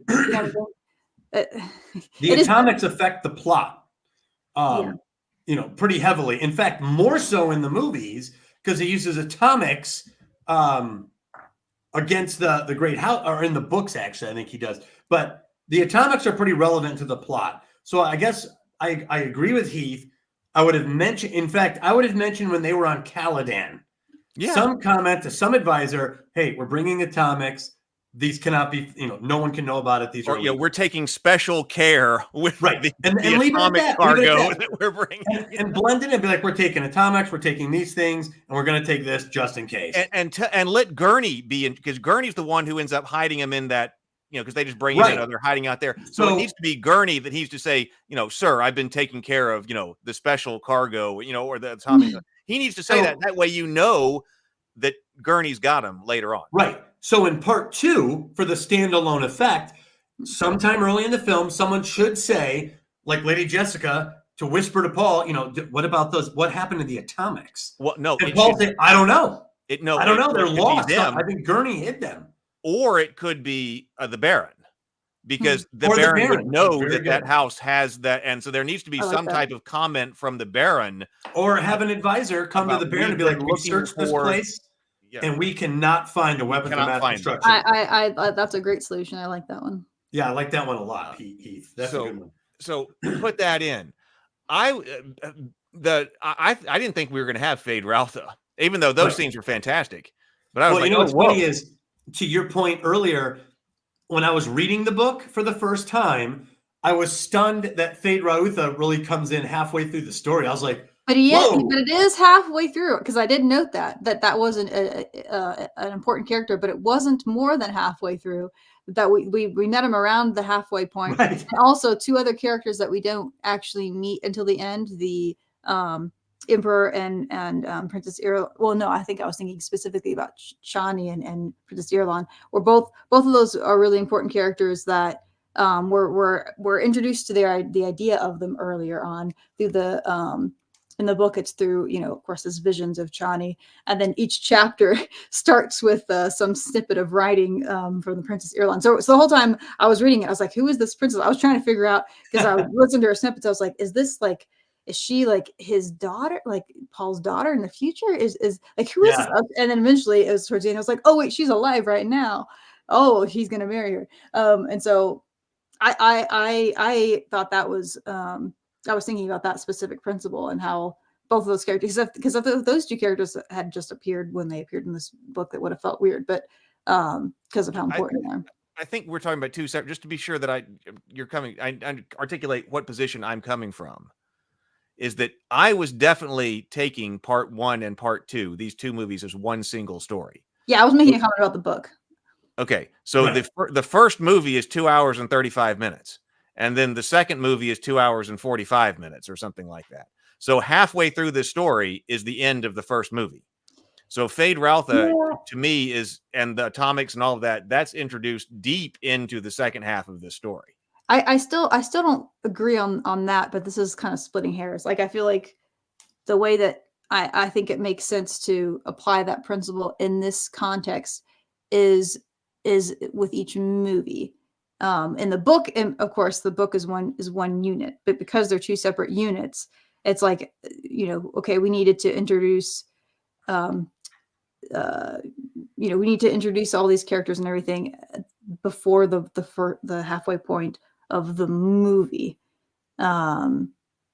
that's my opinion. Yeah, I would totally you were disagree writing with a that. story, I would disagree with that because I would say, listen, we got a story we're telling. We're going to release it in 2 movies. I want to maximize people's conversation, their discussion about what they think is going to happen in part 2 as after they've seen part 1. But that wasn't even. But it wasn't even like greenlit yet necessarily. You know what I'm saying? Like they didn't get that greenlit. I don't think until they were basically done with it towards the end. So it would have been weird if in Dune Part 1 and that movie they'd introduced the Emperor, Princess Irulan, and Freyr Rotha. Like if they introduced these characters and then didn't do anything with them, you know what I'm saying? Like they weren't relevant to the first part of the story. They were. I'm okay with the characters being introduced. What I'm saying is, when I read the book, I was shocked that Frank Herbert introduced Feyd Rautha suddenly in the middle of the book, almost like he's like, I'm going to change gears here and just started this whole other thing up. It works. Dune's one of the great books,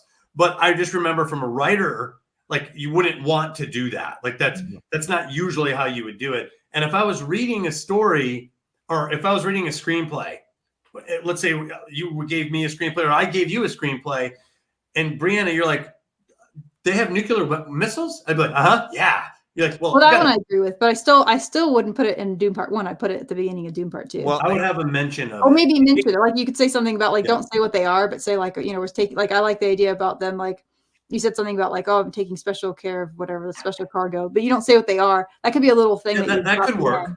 And then have them at the beginning of Part 2, have someone being like, they're looking for them. Like you're saying, I would be satisfied with that. That you could be correct, Brianna, that the reason that this was done this way is because there may never have been another Dune movie. Mm-hmm. Right. No, that was a great point. So that could be why. So if you're like, why is this story not as good as it could have been? Well, it's because of actual financial reasons of production. Well, it is also artistic. You do always want to approach it as much of a standalone as you can. Star Wars famously opens up with Episode 4. In the theatrical release, it did not say that. That wasn't Episode 4 when it was released. It was just right.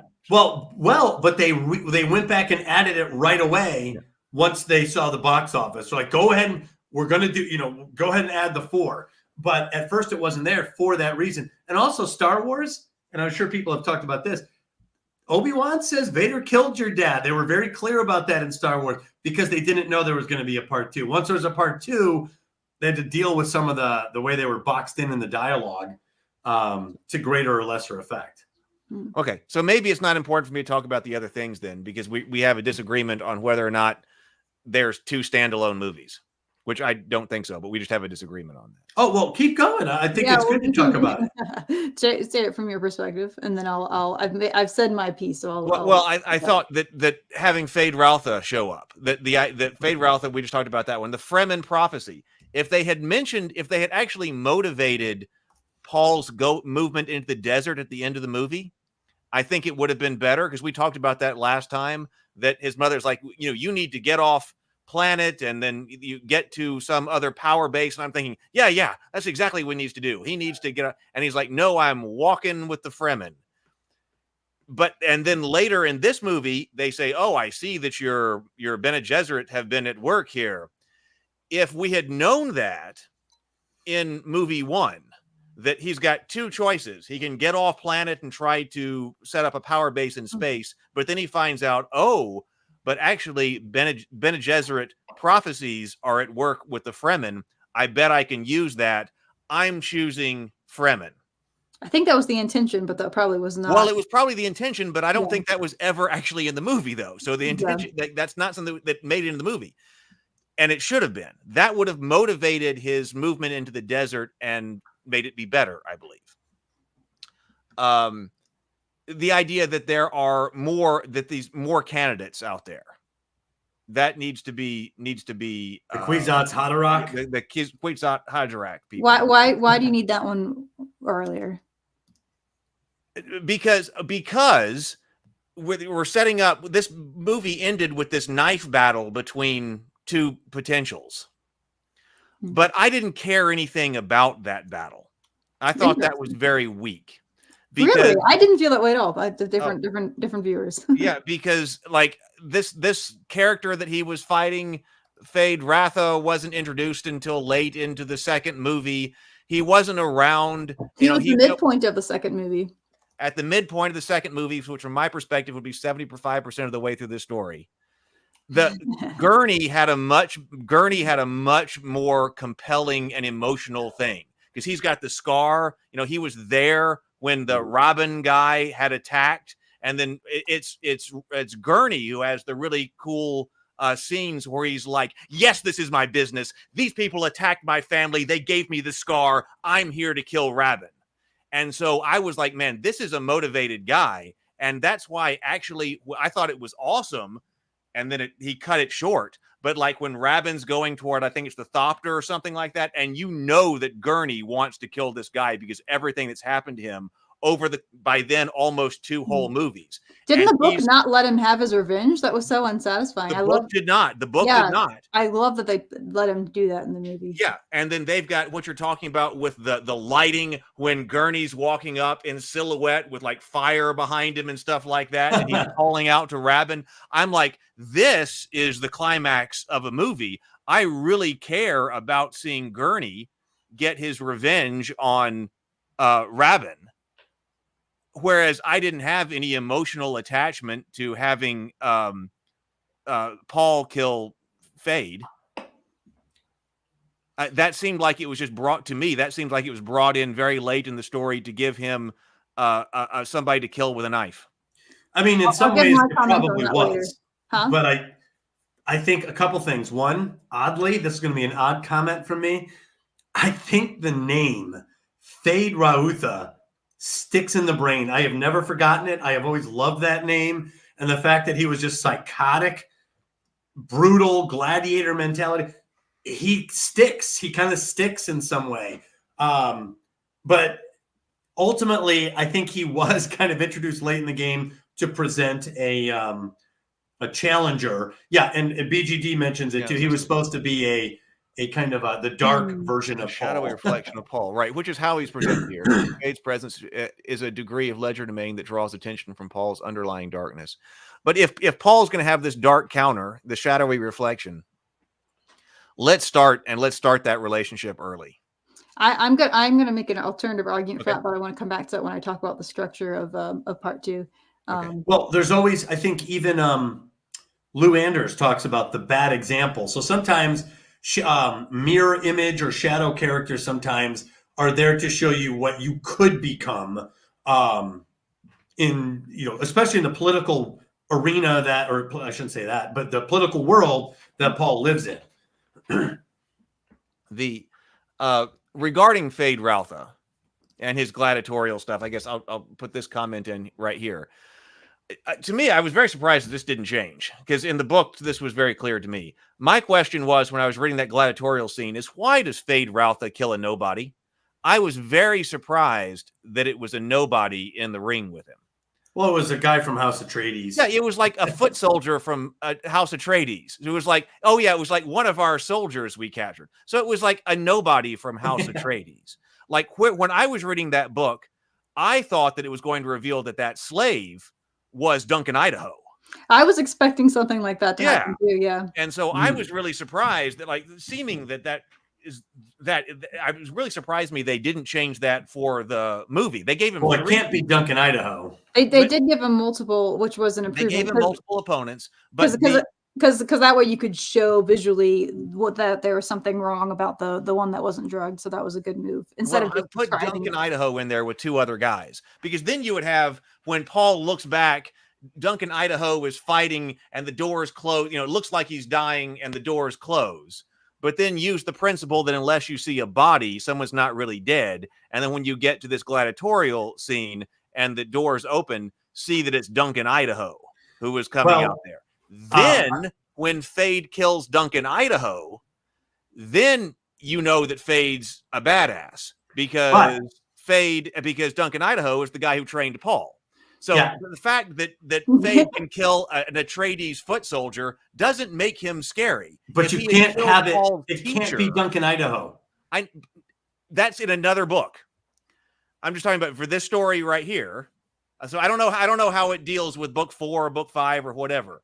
But this story, it could have make it Gurney or whatever, or introduce a new character. Because in order to make that threatening, don't have him kill a foot soldier. Have him kill the teacher of our hero. If you're going to have a knife fight. I mean, it was also just showing like the way that he thinks. And which the performance, I forget the name of the actor. I'm blanking. Austin Butler. Austin Butler. Thank you. His performance in that scene was very disturbing to me. I love that. Like I thought he was great. With the knife just coming towards him and he's just laughing. You're like, oh God, this man is unhinged. And he was great. He played that character very well. And so what I this is probably just one of those different audience moments, but I found that final duel very effective because we've spent all this time establishing both of these characters as, very effective fighters. And they're both in that moment very driven. They both want to win that duel very much. And it was very fun to watch. I felt it was fun to watch. I thought it was very well done, but I was like, man, Gurney going after Rabbit is so much more emotionally satisfying. But they gave that like 10 seconds. I mean, Gurney takes out Rabbit in like 4 seconds. I was like, oh man. Yeah, I didn't feel the same just because I don't think I ever was all that connected to Gurney's character. So that's probably a personal. I thought the battle with Paul and Fade was adequate to the film. I felt that mostly it was the reason it mostly worked is because of the successful performance by Austin Butler. He played a pretty psychotic character, and the fact that he had like a hairless, bone white face from the when we're introduced to him on Getty Prime, he just looked intimidating and scary, and he did, yeah, psycho in a way that you don't trust. And he was a great contrast to the other guy that he supplanted too, because the other guy is more, emotional and kind of has these outbursts and is kind of a little pathetic in some ways, easily offended. Where you come, this other guy that comes in that's just in control and very calm, and that contrast I think also is partly what made him intimidating, because it's like, oh, this guy's competent. He can come in and he can take charge, and this other guy's been trying to hold back the Northern Fremen, and then this guy comes in, Fred Rother comes in and just obliterates a bunch of them. He knows what he's doing. Yeah, Fade Ralph is playing Darth Vader. What? Fade Ralph is playing the role of Darth Vader. Yeah, I guess so. When Darth Vader shows up, you know that, oh, somebody's taking control. You've screwed up. That Darth Vader is here now. He's taking control. So I think I probably would have changed it up so that Fade Ralph had been sent by the Emperor. Like, these Harkonnen are screwing this up. Have that be one of the steps of escalating to get, because ultimately the Emperor is going to show up in person, but have the intermediate step, have the Emperor send Fade Ralph. Sable for $10. Yes, Here's another Jagger, issue I have with the film. They skipped the poison knife being switched from black blade to white blade. That was big in the book. Yeah. The scene in the book was meant to illustrate the duplicity of the Baron and nephew to each other, among other things. And yeah, that was not there. It might have been a little too complicated to show, though, because it was such a subtle thing. I don't know. That's true. But you, as a filmmaker, if you really wanted to drive that home, you just have to find a way. They may not have had to do that necessarily cinematically, but I while think reading, I loved it.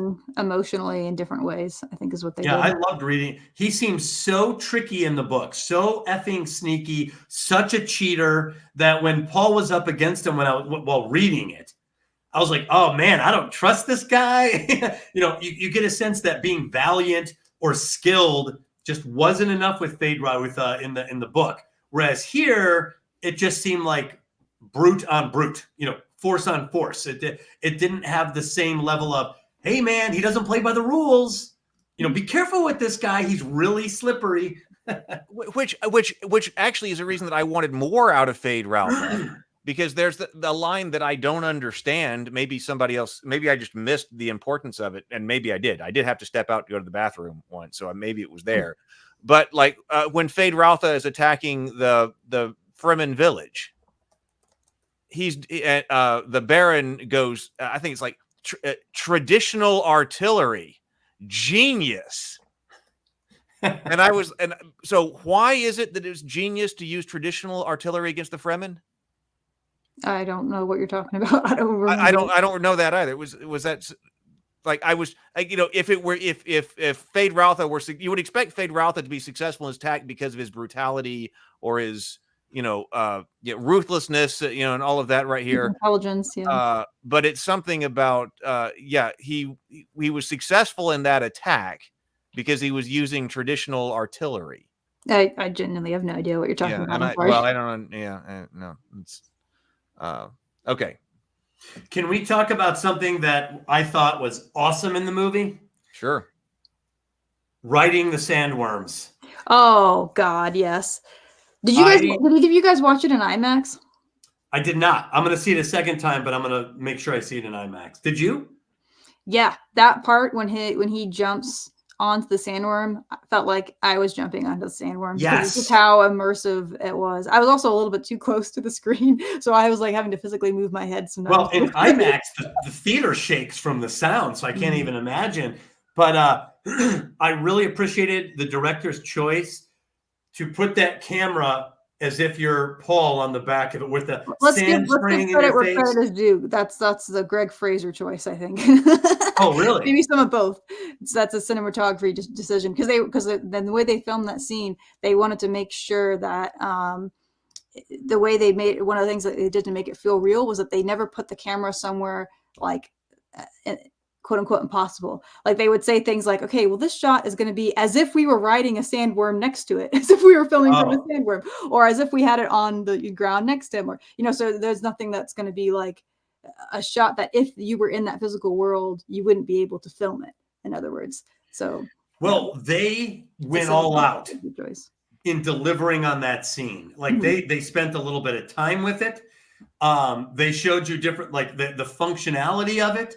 How the hooks got on there. They showed you the inner organs underneath the plates of the sandworm. They showed you the sand spraying in your face. Then they would cut and you would observe the spectacle from a ridge with the rest of the Fremen. And then you're Paul again and you're riding I was so happy at that. I felt that the film completely delivered on the sandworm, riding the sandworm, because let's be honest, ever since Frank Herbert wrote it, everyone's wanted to see it.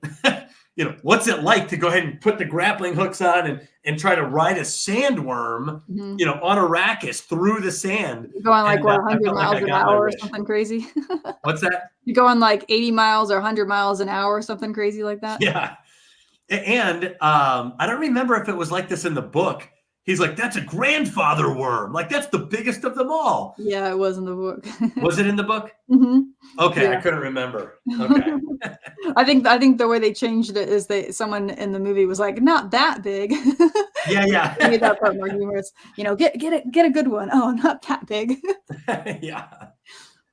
But yeah, I thought that was really cool. I got excited. I felt thrilled as someone watching a movie, and anytime you can that's what I live for in the movies, to be thrilled like that. Yes, that was a very very cinema moment. Yeah. that's what the movie theaters are made for, is these big epic experiences that you can only have at that level of screenage, and it made me really grateful to be able to see it. Yeah, I can't wait to see it in IMAX now. Yes. Yes, it looked beautiful. Looked beautiful. I think the sandworm surfing was a problem. Why? Oh, really? I think it was a problem in the book, and it was a problem in the movie again here, because it was by the time we were getting to sandworm surfing in the book, that's when I was really going, dude, stop riding around on this worm and go do something about getting your fief back and all of that. So so I was like, so what do we need to do with the sandworm surfing? Well, we have a very powerful line by Duke Leto that has to get paid off, because Duke Leto tells Paul that here on Caladan, we have ruled by air power and sea power, but on Arrakis, we must develop desert power. Okay, so in order to pay that off, first of all, Okay, first of all, I would have had them drop the word about sea power. Just say that here on Caladan, we rule by air power, because it's obvious why you wouldn't use sea power on Arrakis. You can't go, oh, I brought these cruisers. Where do we put them? And they don't work. Imagine that.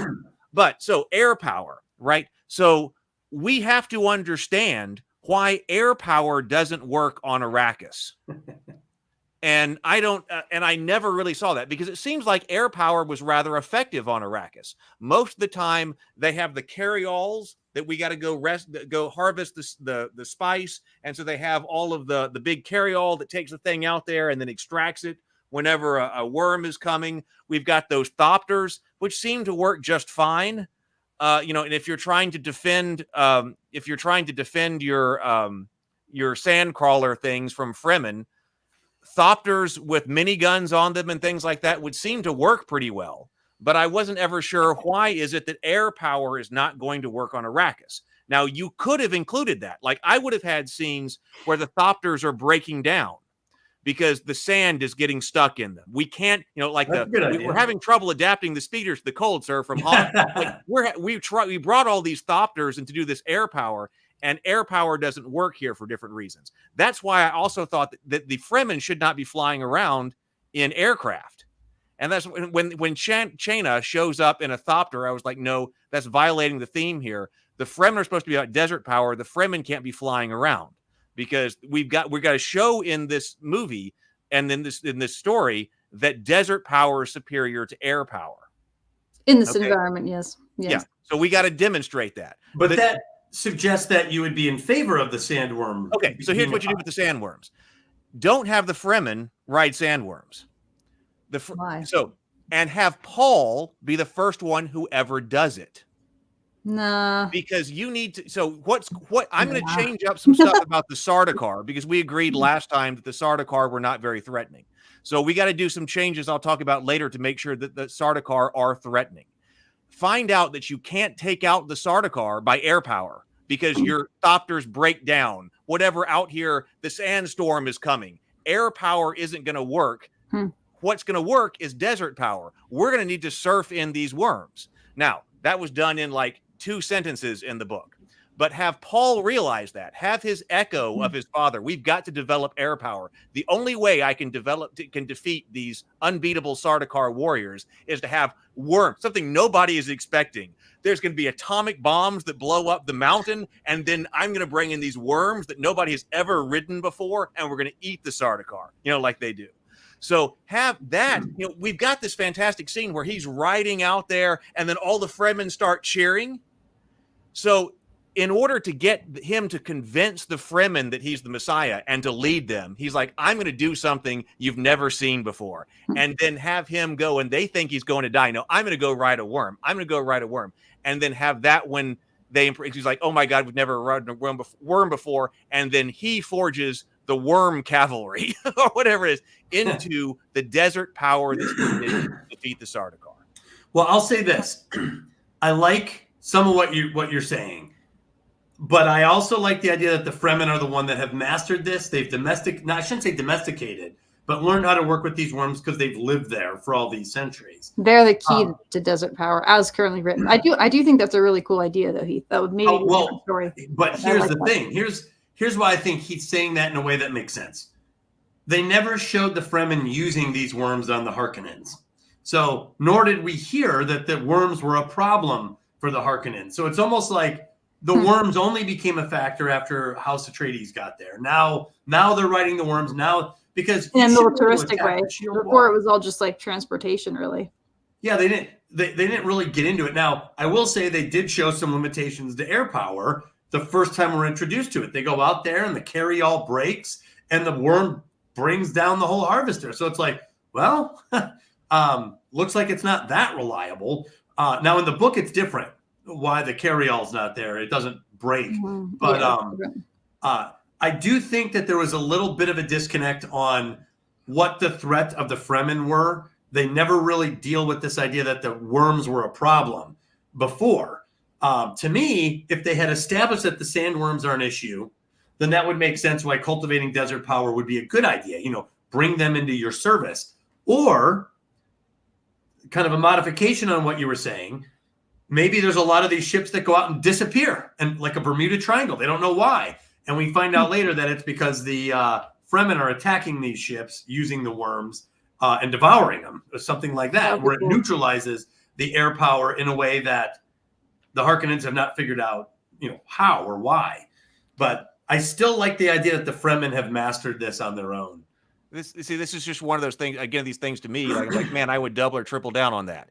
If we got to pay off those are good points. Desert power being superior to air power, let's play that up. Let's add drama in here. That would be cool. I think I would find it a little bit hard to buy myself, just because it seems like it's a very complicated thing that they worked out how to ride these things and steer and maneuver. So it seems to me like it's something that they've developed over time, but from a simple storytelling perspective, that is a cool idea. Or you could have only the great hero 1,000 years ago rode a worm, and Avatar looking at the sketch, like hieroglyphics of a guy with the hook. But that was how they did it in Avatar with Taruk Makto. Remember Taruk Makto? Like, only one guy's done it. He united the tribes. An Avatar? I remember nothing about Avatar, basically. Oh. Are you talking about Avatar Blue People? Yeah, Blue People. Not The Last Airbender. Oh, yeah, Blue People. Yeah, Blue People Avatar, that's what they did. They said that some leader jumped on the largest one of these ever in history, and he united the tribes. So he's like, that's what I'm going to do. Yeah. It's a forgettable film, but man, the visuals to Avatar in 3D in 2009. I know, it's so funny how forgettable those movies are. They're so big and they make a lot of money, and then no one ever talks about. That's what everybody always talks about, and then you never. Yeah, Avatar: Way of Water. They're not good stories. They're good. It's good world building, really cool visuals, but they're not really good stories. I think that's why. And Avatar 2: Way of Water.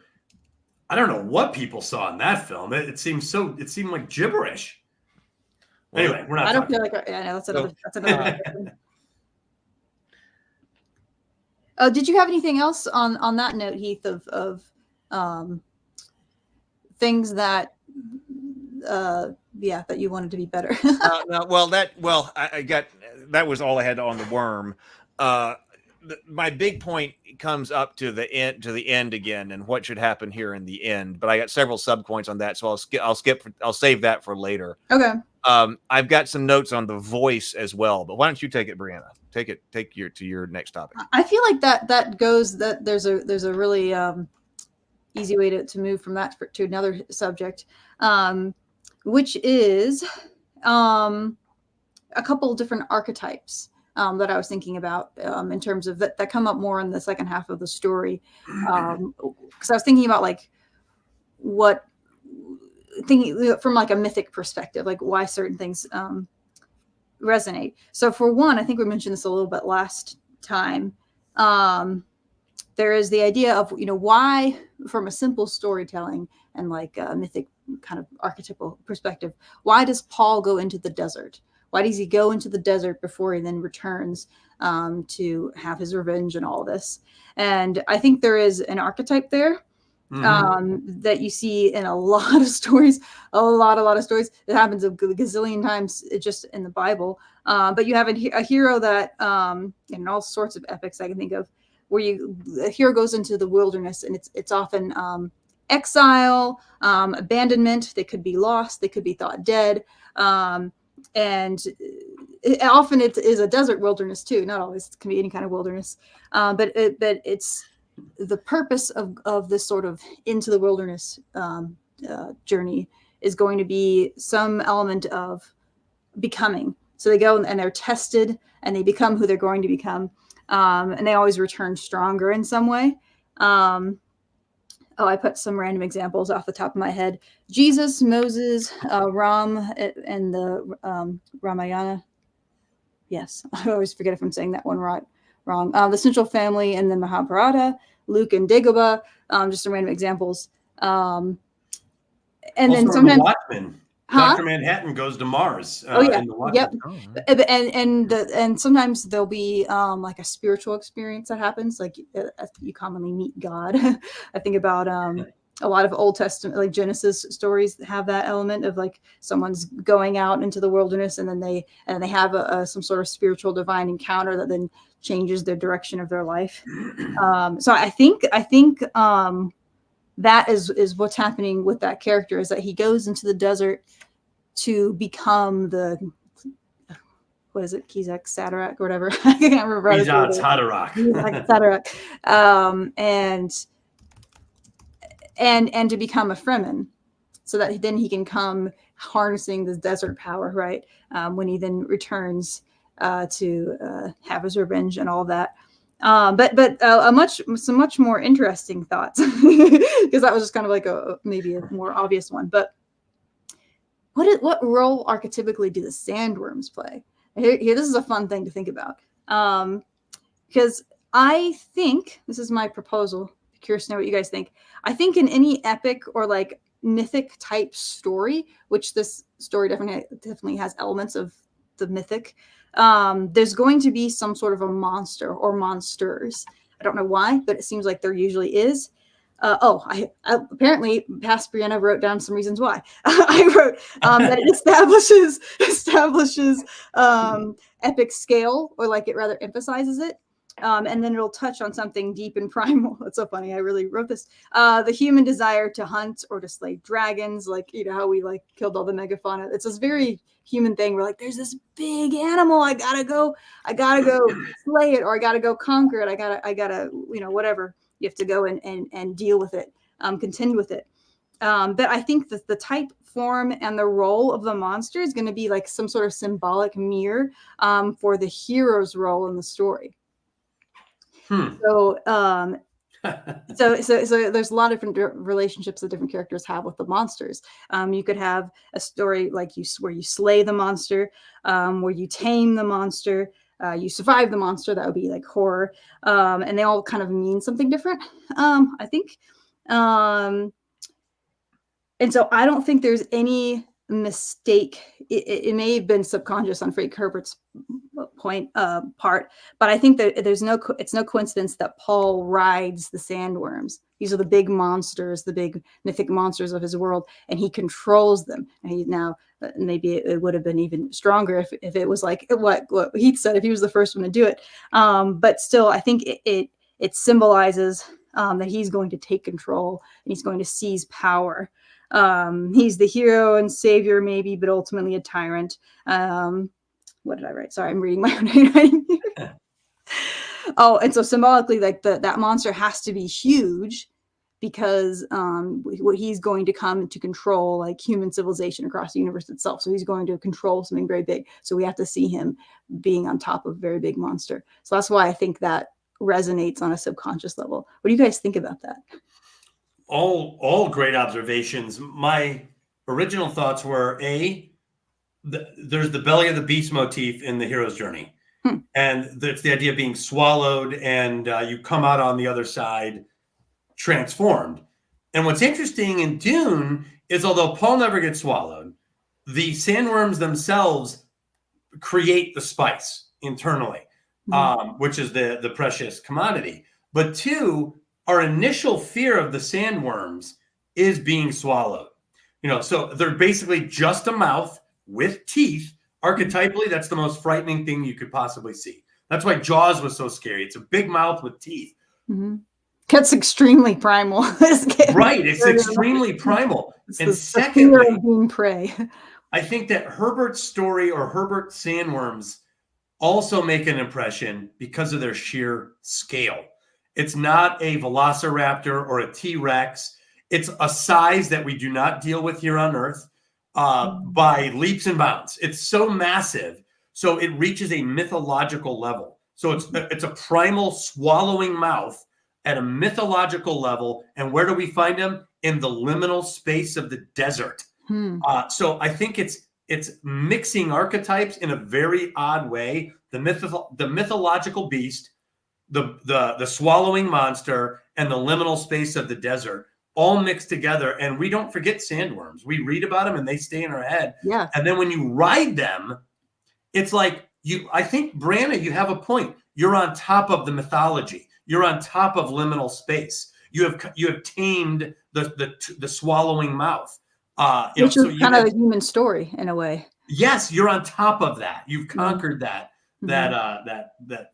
beyond mythological entity. That's like one of the things that we do. We're such strange animals. We're relatively small compared to a lot of animals just on our planet that have existed and that do exist, and yet we're able to use our intelligence, our tool making abilities, and our cooperation to control things that are like way bigger than us. And it's a very just fascinating part of our nature. Totally. But what's interesting too is, unlike Avatar, I hate to even bring it up, but they're not domesticating these worms. They are simply on top of them. They're using them in a way. But the worms aren't like, hey, buddy, you ready to go? It's not like a horse. Yeah, the worms are like, get this little thing off of me. No, I agree. I love the going into the desert part, and I agree with the archetypal part about that. I just wish they had been better motivated, from the context of the plot in here about what's happening. Because I think you're right. The lost in the wilderness and then coming back, that all works. See, I'll tell you, a lot of times, like when I'm writing on accident, or when you come into a scene that works on start with the archetypes and then figure out why. And then figure out why they should be there. But make the plot, make it work, I guess. When I have writer's block, I'll sit there and be like, what do I want to write about? Because if you start saying, well, the plot requires, that's when you start to get really bored as a writer. Because you're like, the plot says, no, what do I want to write about? In fact, I'll even say it like it's several months ago now, but I was at a loss and I used the black swan, literally from the Heroine's Labyrinth, and I wrote about this catastrophic snowstorm. And it was it ended up being these great chapters. So start with the archetype, and then build out. What he's saying is sometimes the why is missing. Yeah, so like figure out like what it is that's moving you, what is it inspires you, what is it that's like. Yeah, I guess that's some more words for what you just said. What do you want to write? Yeah, no, but yeah. Well, what I think and correct me if I'm wrong, but you're saying that you feel like some of the stuff isn't built out enough.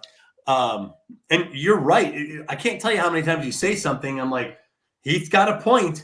And then I'll say, but why does it still work? And it's because of the power of the archetype, which is where my mind goes. But then he's really good at like finding those things that don't work, which is why I love letting him read my stories, because we are the opposite type of writer. So he always finds my plot holes. Well, thank you. But thank you. Oh my God damn it. The one that you talked about Goddess, I was like, nobody else saw that. I had like a dozen people read that, and only Heath noticed a very obvious plot hole. Anyway, I fixed it, by the way. But there are often things, and I'm bringing up a couple of things like this, that could be solved, I think, often with another line or simple something else. Yeah, like when I was talking, he needs to make the choice in the desert. Well, it's not like he doesn't have a reason, because we've got the Bene Gesserit prophecy, like we've already been set up with. So he needs to understand that, and mention that. Now, maybe Brianna was talking about the particular production of but put that in there. If you were doing them as two as one movie, and you knew they were both two movies as one story, and you knew they were both coming out, changing things up, foreshadowing things, including things earlier, I think would help. And having him, and if he had said, if they had known the Bene Gesserit prophecy was out there at the end of movie 1, and he was like, no, I'm not. And then I probably would have made that choice more clear. Hey, because there's the smugglers out there. You could go right now with those smugglers and get to such and such planet and show them your ducal ring. But then he also knows that, and he makes the choice to go with the prophecy. Then you're motivating him to make that movement into the desert. I like that. I like that a lot. Yes, all three of us are writers. Yes, that's one. Yes. In fact, that's one of the lenses we try to look through when analyzing stories is, it's one thing to say, I like this, I didn't like this, but what worked, what didn't, and if there's criticism, what would you have done? What could correct it? We always feel that that's an important part of the. We try to bring that perspective, and it's a good exercise. I feel like it helps us stay sharp it gets the wheels spinning. You can't help it. You start to be like, well, how would I handle it? And then a lot of times you're like, oh man, I could do that. You get these ideas like these delusions of grandeur. Like, until you've been going sit and write I could have solved it. epic like I am right now. It's agony and difficult. It's so fucking hard, guys. Anyway, the fourth draft, it's still not as good as I want it to be. But so I had some more thoughts on this. Okay. Sort of. Well, it's kind of a similar type. It's a similar type of comments, but these are more incomplete. I was sort of stumbling upon some archetypes, kind of, sort of, but I wanted to see what you guys thought, because it was more of a whatever. I'll just say it.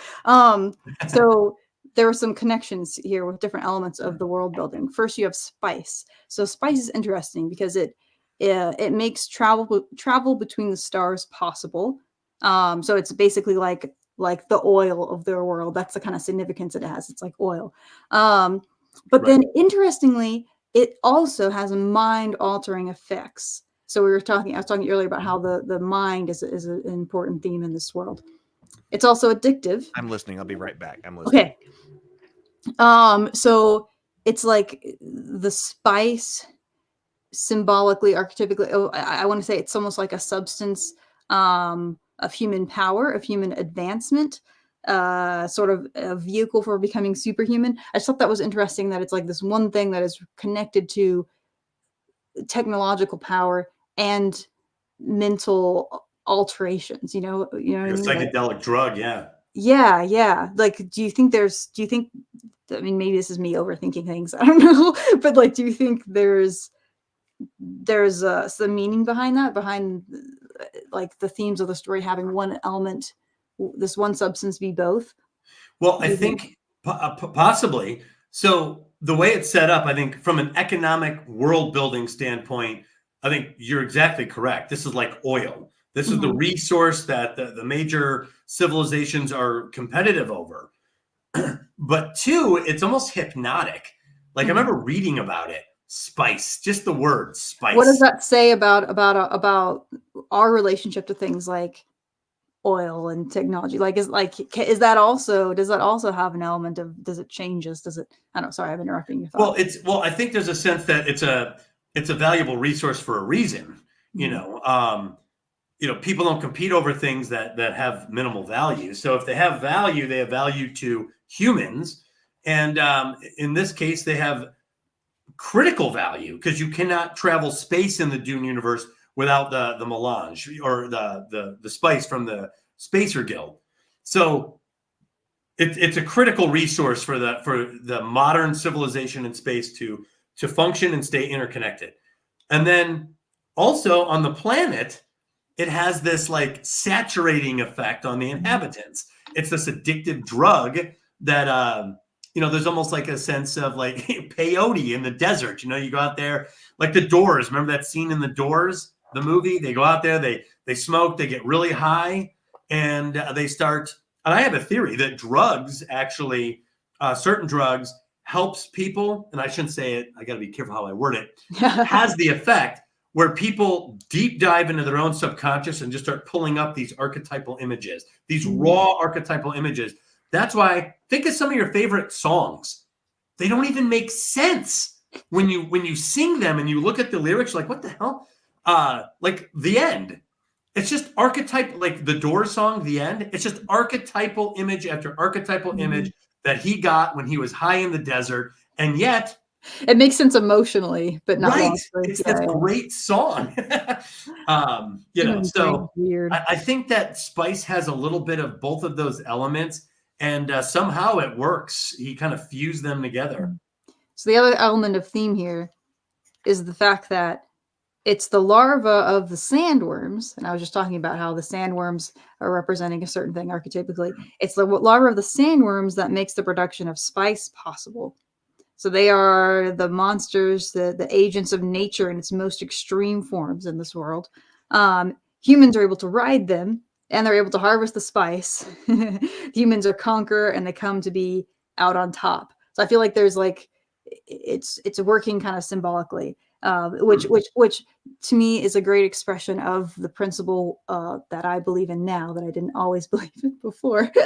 When I make fantasy and sci-fi now, I didn't necessarily before, which is that world building. I think it should be an expression of the story and characters, and I think that's happening here, where the world of Dune expresses the themes of the story. Anyway, agreed. I think that's a great point. And, there's the added element. We haven't even talked about it. The eyes of Habad, when they eat the spice, you get this blue glowing eyes. Helps you and what's weird is what's that? It helps you see. Yes. It's weird because you get this sense both in the book and in the movie, like you become addicted to it. Their eyes start to glow almost like you're ODing, but you never die. There's this sense that it's like a bad thing to like get addicted to spice. And yet the way that both the book and the film play out, it's a good thing. It's like being addicted to spice is also kind of cool. It's not like a degenerative addiction. Like, you see crack or meth addicts that, become, like they degenerate and they lose their humanity in the addiction. Here they become human. It's the opposite. Yeah. It's like you're become enlightened in a way. And I have to just say, this is an offhand remark. For all the great visual effects, I was a little surprised at how underwhelming the blue eyes in Dune was, especially in part 2. In fact, Jacob, my son, was sitting next to me. He's like, "Are their eyes blue?" And I'm like, yeah. Yeah, it was pretty subtle. And I was looking, I was like, are they? I was like, they're blue. But I could barely tell. I wonder if that was a lighting thing.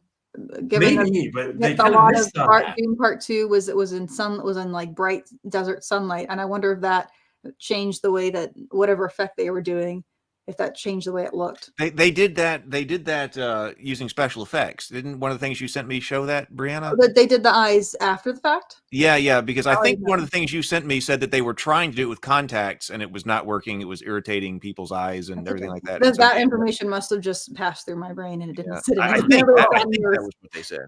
That's interesting. Yeah, they were trying to do obviously as much physical as possible, so they were trying to do that physically too. But I think that was the way that it ended.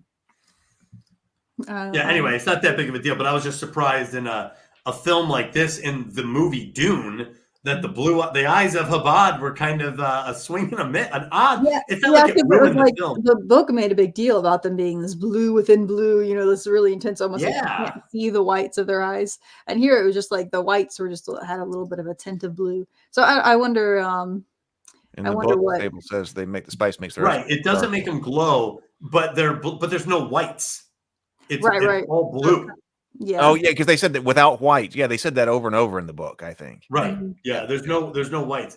Yeah, it's supposed to be a more unsettling look, I think. So maybe they found that it just didn't translate well on the screen. That it looked kind of weird. Well, I think the glowing eyes came from 1984. The Dune from 1984. They really made it glowing eyes, and dude, they glow in that movie. That's funny. Yeah, because the thing is like. Being able to see the whites of the eyes is really important for understanding people's expressions. That's the scientific thing, is that you might see that more in like social animals, I think, maybe. Don't quote me on that. But that's part of the benefit, is that we can see, because of the whites, you can see like when someone moves. I'm moving my head, but like if you're moving where you're looking, you can see it happening. And that there's benefit. So it may have been that maybe there was an issue in trying to film it that way, that it became harder to read the expressions of the characters, which is the worst thing you can have in a movie. That's actually a good point. So maybe that's why they had to lessen the effect. But at that point, just put in like super light blue contacts, something just to. Well, I think the contacts were what they were trying first, and the actors were having trouble wearing them. Oh, they were and you can't go in there and CGI that. No, but they were, but it was just subtle. So maybe they needed to make that a little bit brighter, I think, or not brighter, but just like bring a little bit more in, because I did feel that way, that it was like there sometimes you would look and you'd be like, does she have blue eyes? Oh, I guess she does. You kind of have to look it up closely. Yeah, you had to really hunt for it. Yeah. Minor, or the minor things for critique. Oh, I have to. You guys did that in sync. Oh, I'm out of sync. You were out of sync, Brianna. Well, I've got. Well, Brent, you have another thing? No, go ahead. Those are all my thoughts on that particular. Okay, thing. well, I've got one, and we can talk about it in the context before we get to the end of the movie, at least for my notes. But here, let's talk about this then in the context of why does this work, although not work? This is one of those things that does not work, and yet it seems to work in the story, which is the voice. By the end of the movie, I was like, okay, we probably need to drop the voice from this story. Even though the voice is a very critical and iconic part of Dune. And so actually I wouldn't drop it, but I would try to fix it. But by the end of the movie, I was really trying to figure out, like, this was a very powerful power to give to someone. The mind control power by the voice. Right. To me, it's got all the same problems as Jedi mind control tricks. That when you're trying to write a plot or something like that, if you give one of your characters the ability to control other people's minds, you kind of have to just sometimes, like Star Wars does, just use arbitrary reasons. Oh, don't you know I'm a this? That doesn't work on me. You know, just for no real reason, you throw that in, and even Qui-Gon Jinn doesn't recognize species that doesn't work. You know, you just have to throw that in. And we got to the same kind of place, I felt like, with the voice. Like, why isn't that used? Because, like, when he's in the knife fight, I was like, why doesn't he just order him to drop the knife? Well, that wouldn't have been a fair fight. People would have seen it, right? Yeah, it wouldn't have been a fair fight. But then you would need to set up in the story that it's really important to have a fair fight, and that using the voice during a knife fight is not something that you do. In a culture like that, I think that would be a given. Yeah, whatever. This is I do think in warrior culture, but we're not. Thade Rayutha was a cheater. He totally cheated. Right. He wasn't a fair fighter either. You would have to say why somebody wouldn't like because even Sable says Sable is deep in the lore here. Oh my God, Sable's been giving a lot. He's really financially invested in this conversation. Thank you, Sable. Sable, thank you very much for $10. The voice in the film is very different from the voice in the book. It's not mind control. In an interview, Herbert talks about how your mom's voice can immediately command your attention and get you to immediately change your behavior. Well, okay, but that I would drop the knife. I was wondering, because it's like, is there a defense against the voice? And it seems like no, because even if you're a Bene Gesserit, you can have the voice used against you. She uses which happened, Paul. And then Paul used. Like, I was thinking that Paul was going to turn around and tell the witch, the Bene Gesserit truthsayer, to be silent, and like she might be able to resist. Like, or like, can you command the Emperor? Can you use the voice on the Emperor? Is there some way to resist that?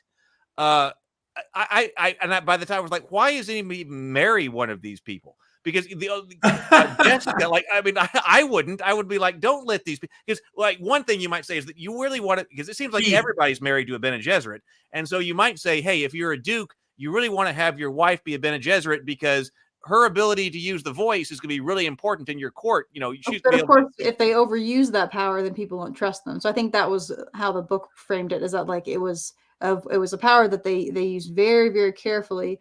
And they didn't even want everyone to know that they had that power. That was why I do. And that was partly why Paul was tested, because of all the powers that he had. It was like, if you can't control yourself and use these powers effective, like, with full self-control, then you have to die. Like, you can't just have these powers.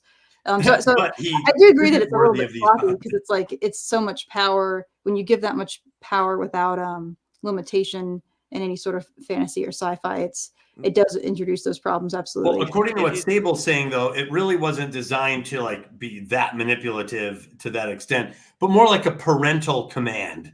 Like, and I'll tell you what, I use the voice on my kids all the time. They know when I'm using it. but there's a certain sound and it gets results.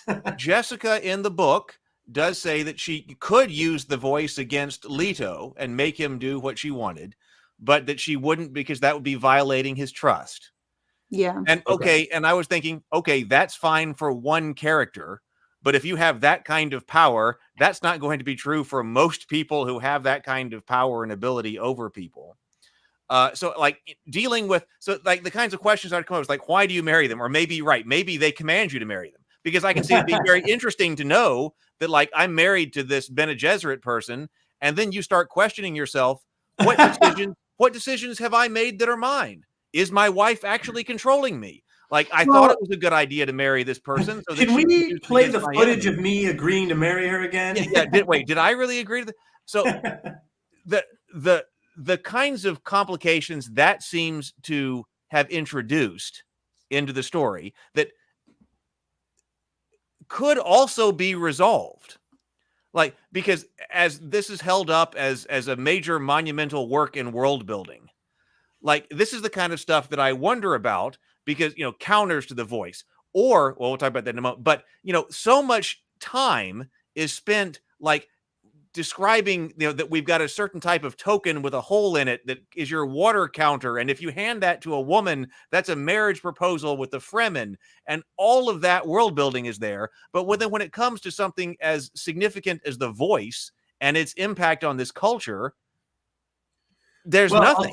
I'll say this from a writing standpoint, there's a couple things. One, it's how the author uses it. The author doesn't overuse the voice. So that's usually a clue that whoever's using the voice, they're not prone to overusing it. Otherwise, if they were, maybe they would be right. It would destroy the story. To your point, Heath, like it wouldn't work. So but I'm saying in the world, maybe they would be removed from the order. I don't know. I don't know. Well, right, but we're guessing that the author's not telling us that. Yeah.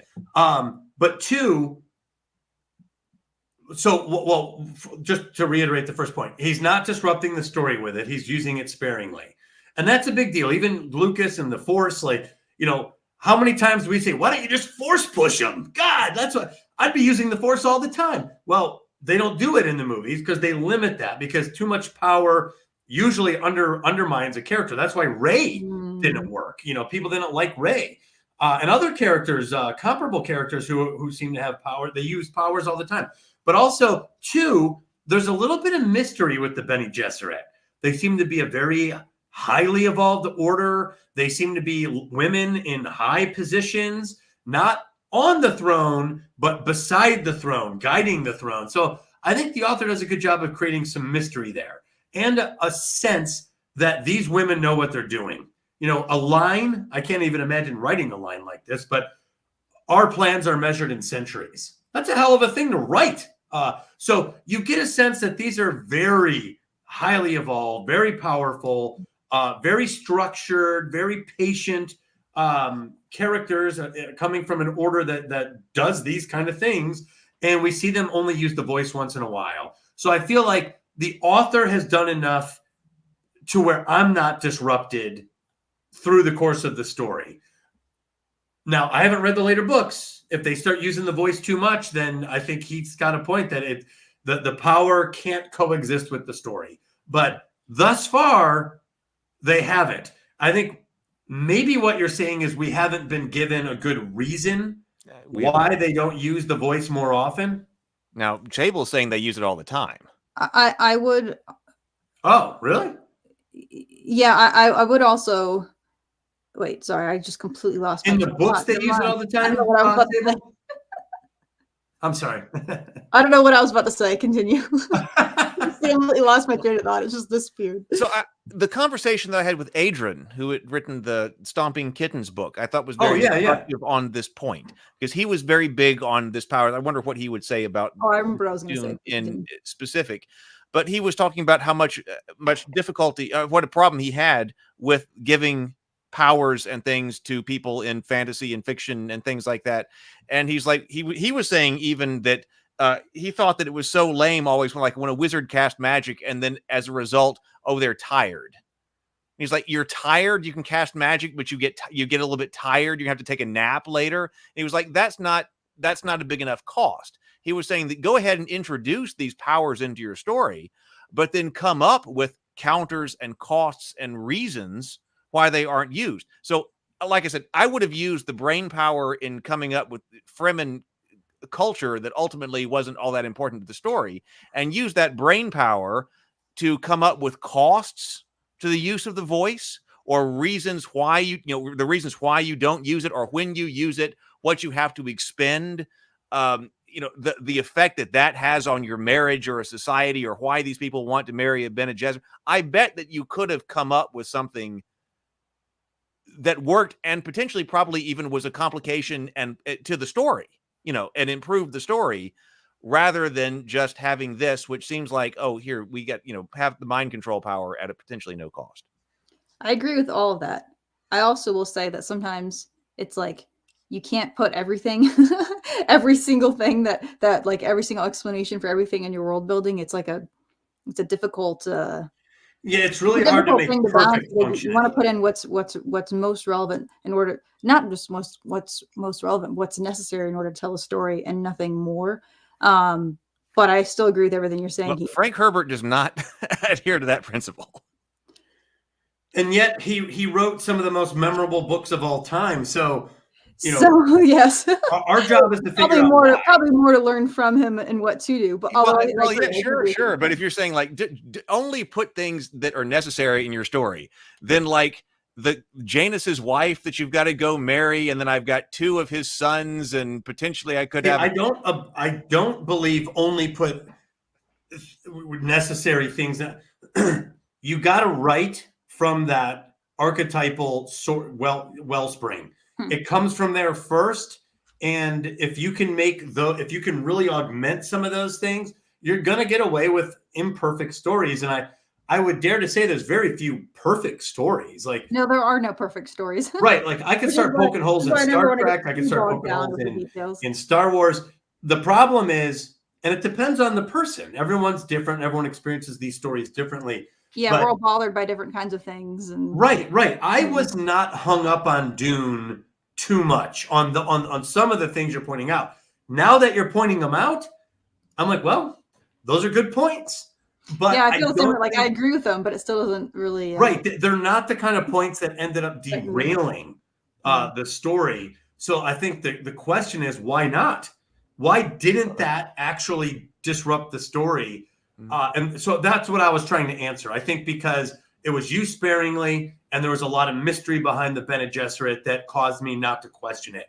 That made me think they know what they're doing, and they only use it sparingly. And if it was more front and center in the story, then I think everything Heath was saying would have been essential in order for people to like buy it.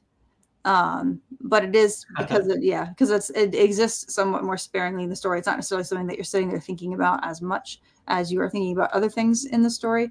So maybe that's it. Is that me saying what you just said, Doug, but in different words? Sorry, I was a little distracted. I was reading Sable's super chat popped up. Sable, stop distracting, Doug. I apologize, Brianna. I essentially saying that if we can identify mistakes when we think about it, but the story is considered a classic, then I think part of our analysis from a writing standpoint, as a writer, I want to know why they got away with that. And because I don't want to try to make a perfect story. That's never going to happen. But I want to make a story people care about, and I want to make it. And I have friends. I have friends who are writers who they will suffocate themselves in the writing process, and I'm like, man, suffocate yourself after it's written, because you're only going to contract some of it. But at least when you're editing, not when you're drafting. Yes, because they can't even get off the ground with some of their ideas, because they're literally choking off the ideas as they. I'm like, some of these ideas are gold. You got to let them come up and build them, and then it's your job as a writer to try to tie it all together. Yeah, and honestly, you're the kind of guy that would come become friends with someone like Heath and let him read it. Yeah, well, I mean, Heath's gonna figure out how to put it together. And you have to have that part of your brain active as a writer too. There has to be some logic to your story. I call it functionality. If your story is dysfunctional, it's probably going to fall apart. And a lot of that is depending on what stage you're in. Like, for example, I'm very much in that stage with my screenplay that I still can't stop thinking about right now for some godforsaken reason. Well, and Dune is like, maybe it's not perfectly functional, but it's dream functional. And I'll tell you, This I is might what be in a matters. dream. I don't know how I got there. I don't know who's chasing me. I don't know what house I'm in, but I'm scared out of my mind that when I wake up, I'll remember that dream. So that counts. And by the way, folks, if you ever wake up and have a dream you can't forget, use it, because that is a clue on great source material for writing. Did you know that my screenplay was inspired by a dream? I totally believe it. Totally believe it, because dreams are oddly irrational and yet completely emotional. No, it literally the core plot line was directly taken from a very archetypal For Dark Goddess? Yeah. I had a wow. dream. I had a dream that I was in this world, this fantasy world, with a red sun, and there was this dark figure that came out and was trying to just enslave the world. And this hero rose up, tried to defeat it, failed, died, went to some sort of underworld afterlife thing, and then came back more powerful than before. And I woke up and I was like, what the heck? Huh? That all happened in a dream? That was my dream. Everything That's else I made up, but that was the dream. Wow. Wow. Yeah, and then I was like, what if she came back and then she started to become evil? Anyway, so yeah, well, and then you get to ride the sandworm. exactly. Riding the worm. I've got lots of smaller notes that we can talk about. Yeah, I'm looking through my notes right now. But I've got a lot on the end on how to fix the end of this movie. Why don't you talk about that next? I have some thoughts on structure. But yeah, I was about to say let's hold off on that. Let's toss it to Brianna first before we get to the my major stuff on that. I was going to say, as a lighthearted thing, I don't know how other people feel about this. As just far as the movie goes, distracting thing that I hate is so distracting to me, because I like the guy. I really like the guy. But I didn't know that Christopher Walken was in this movie. Oh. I just have to say, as far as the movie goes, I love Christopher Walken, but the casting, I thought, of Christopher Walken as the Emperor. I'm sorry? Which character is that? The Emperor. The Emperor. Oh. The Padishah. I thought that did not work, because I mean, as soon as he came up on the screen, I was like, I was completely taken out of the movie. I was like, "Whoa, Christopher Walken is in!" I need more cowbell. Christopher Walken. What are you doing? Like, and that's all I could see. That unfortunately, that is all that I could see. I wonder if that's just a problem with having an A-list cast. Well, there's two problems. One, he's such a unique actor with a unique voice and look. A unique look. And two, they gave him no costume. So he looked. I know. He looked like he didn't belong in the film. I know. I said that too. I said, if Christopher Walken just like showed up on a Tonight Show or, a late night show or something like that, wearing that, I wouldn't even question it. Like, that just looks like something Christopher Walken would wear. Totally. So he just looked like Christopher Walken wearing whatever it is that he would wear.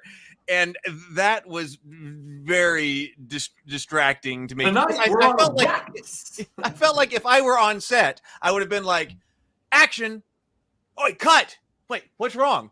Christopher Walken's out there for some reason. Wait, get him out of there. Oh yeah. So I guess I just don't know who that actor is. So none of that. I had none of that effect. I was just cool. Person. I like the presence of Christopher Walken. And when I heard that they cast him as the Padishah Emperor, I was excited. I was like, oh my God, he could be perfect. They needed to put him in a pharaoh-like over-the-top costume, and he needed to be utterly, dangerously serious. And I think that would have worked. But as it was, he was just kind of like, hey, don't do this on Arrakis. Like, he had very minimal lines. They were not power lines. I mean, in all fairness, so did he in the book. He was a pretty minor character. I know, but here's your chance to do something with him. I know. Make the Emperor interesting. I'm going to bring that point up again at the end. Right. Okay. What James just said. I'm going to come back to that point, but you're completely right again, I think, Doug, in that he was not the Christopher Walken as the Emperor was not threatening at all. Like, you knew he was going to lose. Like, he shows up, it's like, oh my God, it's Christopher Walken in his pajamas. Like, he is not going to be able to solve the situation, because he need more cowbell. He's like Jeff Goldblum. Right, they play themselves. Because I thought exactly the same. Because it's like what Jeff Goldblum is in that Thor movie, and it's kind of like a joke because the Grandmaster, yeah. he's Jeff Goldblum walking around in a Marvel movie. And I felt the same way with Christopher Walken walking around.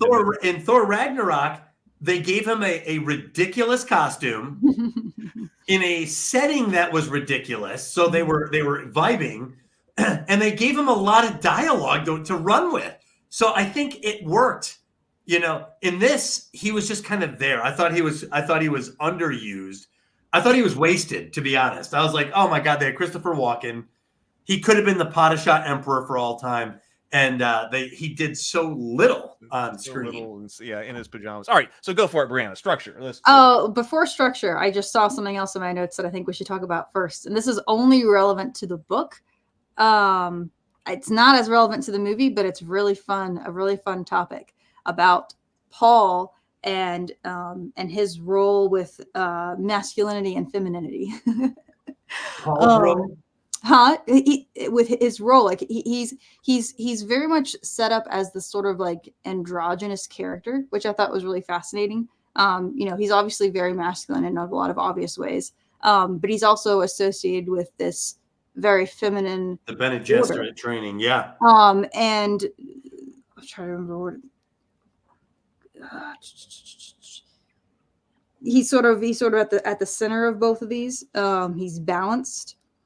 And I think there's a reason for that. But I think it kind of goes down to archetypes, because I was thinking about how there are some traditional cultures that see people that have that kind of energy as being sort of balanced with masculinity and femininity. They think of them as being sacred. I wonder if Frank Herbert had any of that, if he was aware of that at all, or if he was just stumbling upon similar archetypes unintentionally. There's the modern word, this is for like North American cultures, two-spirit, which again is not a traditional word. People made that up in like the 80s. But that's capturing the sort of really ancient idea that you find where it's like someone they're kind of walking in these two different energies, and that there's sort of a sense of power in that. And I was thinking about like different types of characters that are like that. The two gender, like the two different versions of that would be like the sort of a more sensitive guy or a more bold woman. That there's something about those kinds of characters that they have there's a unique draw to them. Like they're very fascinating to us. And I don't know, I was thinking about this. I'm reading Genesis right now, and I kind of thought that way about Jacob. Am I remembering who? Yeah, Jacob and Esau. Yeah, Jacob. Those two characters are kind of the two twins. They're kind of set up as the he's the more sensitive one, ends up being the chosen, sort of the one that goes through the lineage.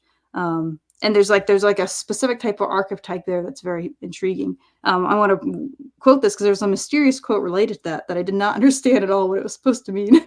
So I don't know. Really? This part. It's something that Paul says in the book. And this is, I think this is after after he takes the water of life. I don't remember when this happens, but it's after one of his many shifts. He says this to Jessica: there is in each of us an ancient force that takes and an ancient force that gives. A man finds little difficulty facing that place within himself where the taking force dwells, but it is almost impossible for him to see into the giving force without changing into something other than man. For a woman, the situation is reversed.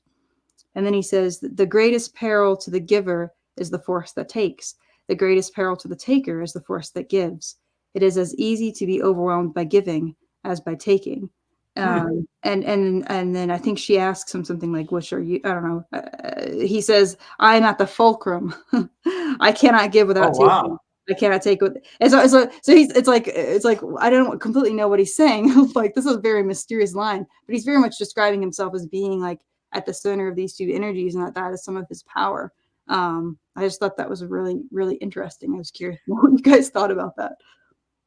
Heath, did you have a thought on that? No, I have not. I did not think about that. Indeed, clearly, I did. Very interesting. Well, very mysterious. I have thought of Paul as a little bit of both, because when I was writing, Dune came up in the Heroine's Labyrinth, Mm. And there was times where I was talking about certain themes like the helpful chaos, Right. where they enter the sandstorm in the first movie. And Paul shocks his mother, Lady Jessica, by surrendering the controls and letting the ornithopter just go with the flow. And if you read it in the book, it's very clear that it's his Bene Gesserit training that leads to that. Yeah. And in the Heroine's Labyrinth, I always talk about the helpful chaos and how many times we've seen heroines either trust in randomness or trust in chaos. It happens Trusting in the forces of Mad nature in that Max, case, too. Furiosa.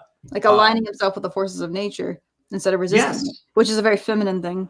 You're right. In the intuitiveness, the flow with nature. And by the way, I think Luke Skywalker actually meets this definition, because I believe the Force is actually described in the first film as a feminine essence. Stretch out with your feelings.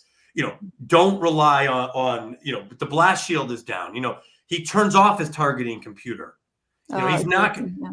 And then in Empire Strikes Back, they masculinize the Force when he goes to Dagobah. He's like climbing vines. He's flipping. It's all sort of, it's like an obstacle course. So Paul does have both. Yeah. We are introduced to Paul pretty early on in Dune in combat training with Gurney Halleck. So he is serious. Like, he's a seriously trained warrior. He's a very capable warrior, like top of the line. Yeah. Totally capable warrior. No one, like they established. And then he's got this Bene Gesserit training. So there's so much of Paul, and it seems to be more and more as the story goes on that his Bene Gesserit coding is one of his dominant codings. But it's all in the warrior motif. He's a warrior throughout all of part 2 of Dune. Like he's a fighter. This is, I think, that's very interesting. Sorry, I want to let Heath talk too, but Giving and taking it. Yeah, okay, that makes sense. That $2. Thank you, Sable. Love that. Yeah, and which is also another reason why I think Timothée Chalamet is like the perfect actor for it, because he as a person, I feel like is that, like, he very much is a guy that's very masculine, but he also seems very much in touch with like his feminine side too. Like he kind of has that energy as a person. So I think he brings that in, and his physicality even has that too. Like he embodies that kind of archetype. Well, I remember before the movie came out, seriously questioning whether he could pull this off, because they would show, like, in the preview, he's like, I was like, Timothée Chalamet. I thought he pulled it off. I thought he did a great job in Dune Part 2. Mm-hmm.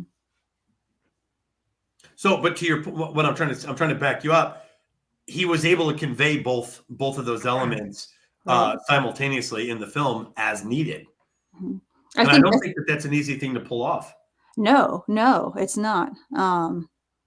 It just intrigues me. Talking about different types of, one of my favorite pet topics related to storytelling is character archetypes, and so I think that needs to be on the shelf with lots of different character archetypes. Is these sort of like this character balancing, this sort of balancing androgynous force. This is unrelated, but it's related. That's why I'm mentioning it. But it's slightly to the side. I'm trying to remember where I saw this. I saw it pointed out somewhere in some sort of analysis of archetypes. I remember the fact that the trickster archetype is often very much androgynous in that way. Now I've been looking out for it. Interesting. I didn't think about that. Yeah. Jacob in Genesis is both a trickster and he is this sort of androgynous figure. And I was like, wait a second. You should read The Women Who Run with Wolves by Clarissa Pinkola Estes. I started to read that book and I lost it. I gotta start it again. She gets into the trickster archetype very much and makes. Maybe that's where I read that. It might have been. She makes the case for it as a not in a pejorative sense, but she defines it in feminine terms, and it's very intriguing. And she's very much tapped into what I would call traditional storytelling, like the oral storytelling tradition. Yeah. Loki's another example of that, a trickster that in his case, he's a shapeshifter too. So he can literally change his physical sex form. Loki from Norse mythology. Oh yeah. Loki. Exactly. Yeah. But anyway, so just I thought that was a cool. That's interesting. Now you've got my you. It's something about what you said sounds right. So Right. now I just got to look for it. It feels right. There's something in that speaks. Agreed. To me. I totally agree with that. I'm like, So now I want to keep out. And I imagine there's, like I said, I imagine there must be both like a male and female version of that same archetype. I don't know. It's easier for me to think of male versions of that. So I got to look a little closer for female versions, because I think it would express itself differently, right? Because like a man who's going to be balanced versus a woman who's balanced, it's different, because what it is that you have to balance is different. Yeah, you have to find examples and then really look at them to see what is differentiating them, if anything. Maybe it's not that. Maybe not. Yeah, that would be fascinating. Yeah. Do they just look the same, like at that point? One question I had for both of you that was on my mind, and it was a small question, but I'm really curious as to each of your answers. What do you guys think about? Because there's oddly very strong opinions about this. The idea of the auteur director, because I have recently that has been like a bad word, and now I'm starting to see that it's being used to describe Denis Villeneuve as an auteur director. What are your thoughts on that? Are you pro auteur, anti auteur, or a little bit of both? Could you first just say what you mean by that? Like, what does that mean? So the concept behind an auteur director is that he's or she is the driving force behind the vision of the film. And growing up in the 80s, the idea of the auteur director was, there was a 70s period, but it was like art house films. And then in the 80s, you had all these like breakout directors like George Lucas, Steven Spielberg, Robert Zemeckis, James Cameron is considered an auteur director. These guys who are like the driving force behind the vision of the story. And I always thought of that as like a given, like, oh yeah, the director is a major for it.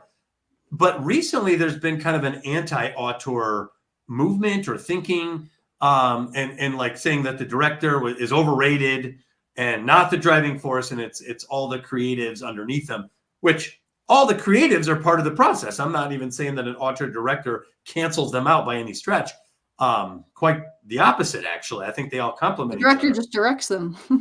Right. Well, in a direction. But I think that they're complementary. I think a good director in his auteur moment elevates the craftsmanship of some of the artists and production and craftsmen on the show, and even the dialogue and everything else.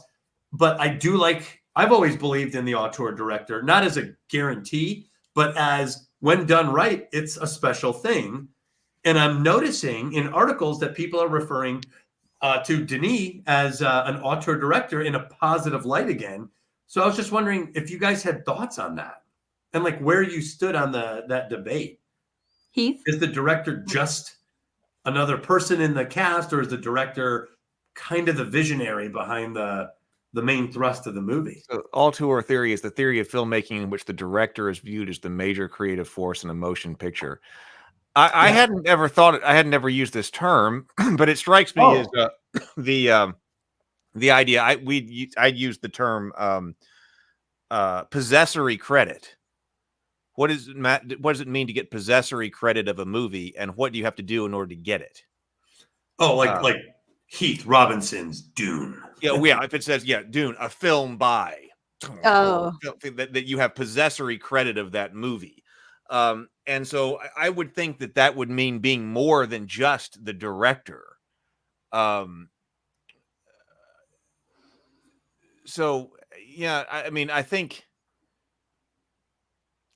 thought that was still the major way that this was generally done, that hiring on the director, and generally speaking, they were going to be the major creative force of the motion picture.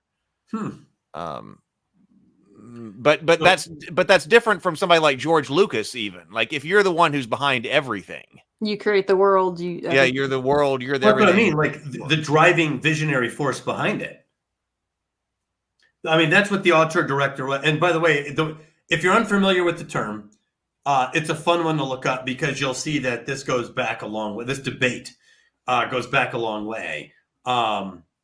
To the 70s, and there's a lot of auteur directors that are not good as well. So it's not like that can be pejorative, because like they make it their own personal style instead of making right. It can be a pejorative term, and it's odd. It seems like some people come down one way or the other, like anti-individualist in some cases. The way like we don't like auteur, we don't like that term. It's really the whole crew, and then other people are like, no, the auteur it's an important driving force to great films in some cases, where the vision of the director was one of the guiding forces, and that's why it's a classic. Well, I can completely see Cameron being like that. Yeah, Cameron's an auteur director, 100%. So I was just wondering if you guys had any thoughts on that, and in the vein of Denis Villeneuve being spoken of as a auteur director in his work on Dune. It's funny, as the only director of the three of us, I feel like I don't really have an opinion on this. I just feel like at the end of the day, what matters is good storytelling, and anything that gets in the way of that is a problem. So if a director making it be all about them and all about their personal taste and style is getting in the way of storytelling, then that's a problem.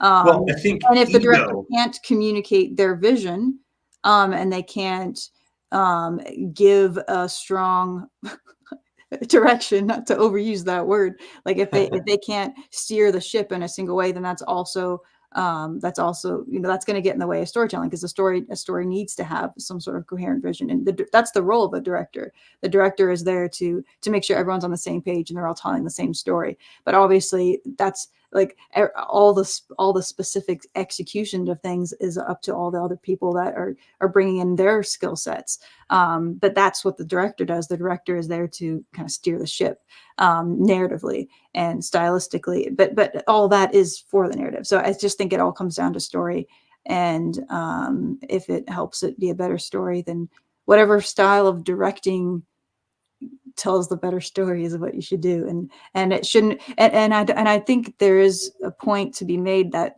we often overemphasize what is in the director's wheelhouse, which is why earlier when you were talking about the shots, I was like, that's actually the cinematographer that did that. That was Greg Fraser. I'm going to say him by name because he's my favorite cinematographer at the moment. Oh, awesome. So I think there should be more of that. Sometimes we attribute things to the director that maybe the director didn't actually do, mainly just because a lot of people don't always, like, we think it's all the direct, but it's in conversation. Like I said, maybe that was the cinematographer, but maybe that specific thing was Denis' decision too. Like they would have done that in a conversation together. That struck me as a vision that someone had.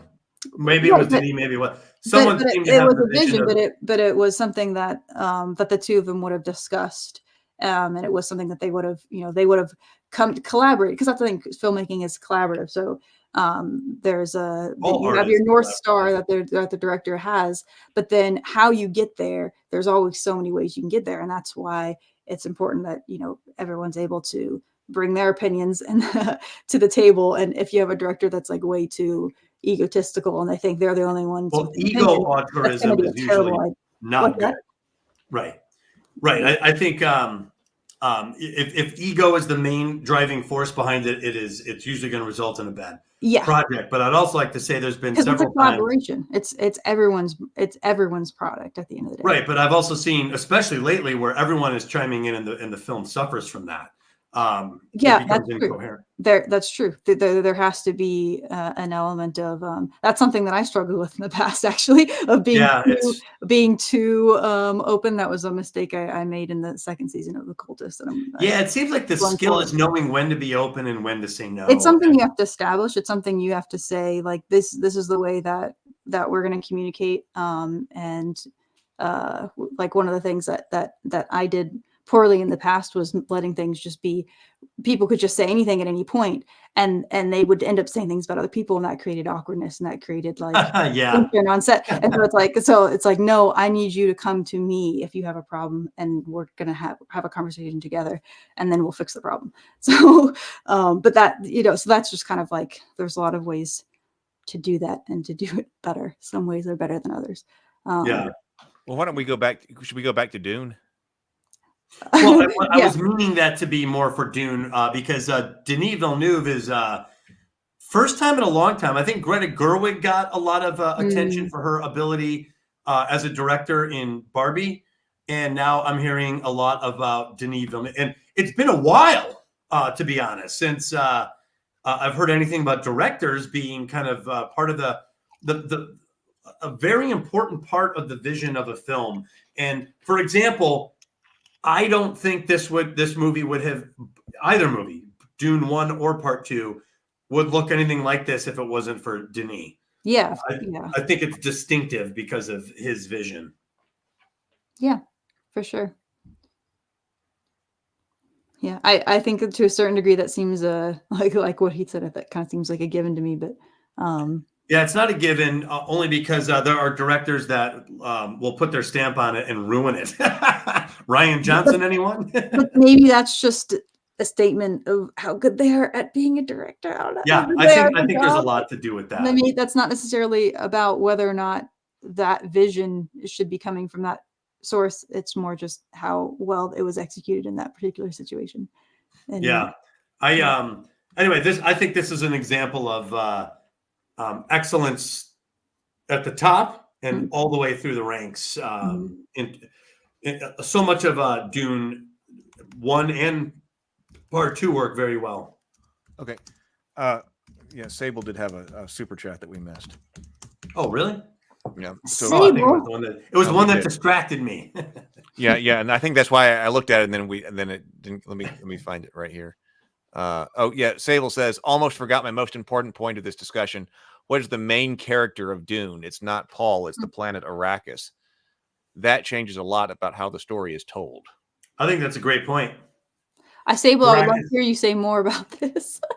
If you haven't already in the comments, I'd be curious to hear your argument. The main character is the planet. I think that there's a lot of truth to it. I think that's part of why this all works, despite some of the functionality issues. The planet is mesmerizing. Make your argument, Doug. Why would that be the main character, though? Like, it's clearly a character. Could you imagine telling a story on a different planet? I don't think it would hold any of the punch at all. I think all the points that Heath brings up, the flimsiness of certain plot lines or the culture, where are the billions of people they can summon from their planet?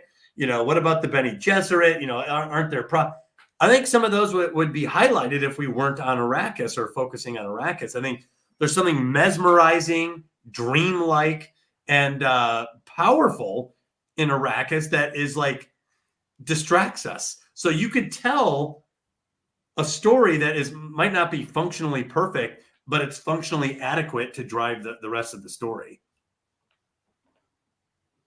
I still don't know if I agree with the idea of calling a location the main character. I love the idea. It's not uncommon to have the idea of a setting being a character. A character, but the main character. That's where I'm caught up. That's where I'm stuck here. Why is it's clearly a important character? I would say there's a case for it because would you say Paul's a very fleshed out character? Like, which character is very fleshed out in Dune? I mean, Paul's the one we spend the most time with. He's the one. Right. He's the one driving the plot more so. Well, maybe he's the one we spend the most time with. I don't know if he is the one that's driving the plot most. I feel like just so you know, there's a case that it's Paul. There's a case from the film point of view. It's Chani, at least in Dune Part 2. Mm-hmm. There's different cases, but I'm saying there's a case for Arrakis being a character with a lot of. I think one of the measures of character in terms of film is the presence they have in the film. So Arrakis certainly has a huge presence in the story. It does. I still don't think it's the main character because I still think at the end of the day, it's still the characters making decisions, and they're making decisions in relation to the planet. No, that's fair. That's a totally fair by the planet, point. Whether it's the spice or the desire to change it to a green paradise. Yeah, that's a big thing. It's not in Dune Part 2 yet, but that's a big plot twist. Yeah, sure. They couldn't, like, the story only could take place here for sure. But that doesn't mean that it's the main character. It just means that it's good world building. The world, like I was saying earlier, is an expression of the characters. It's an expression of the story's themes. So I think in an ideal world, any science fiction or fantasy world any world, any story, you would want it to be like this couldn't really be told anywhere except for where it is. Sable says the story is initiated by the change of the control of the planet. Mm-hmm. I don't know. I would have to think about our story structure, and if you theories on story structure, and if you can substitute the planet of Dune into a particular movie story structure, and see if that's something that a location can do. No, the idea that the planet or the setting. So I've heard these arguments before.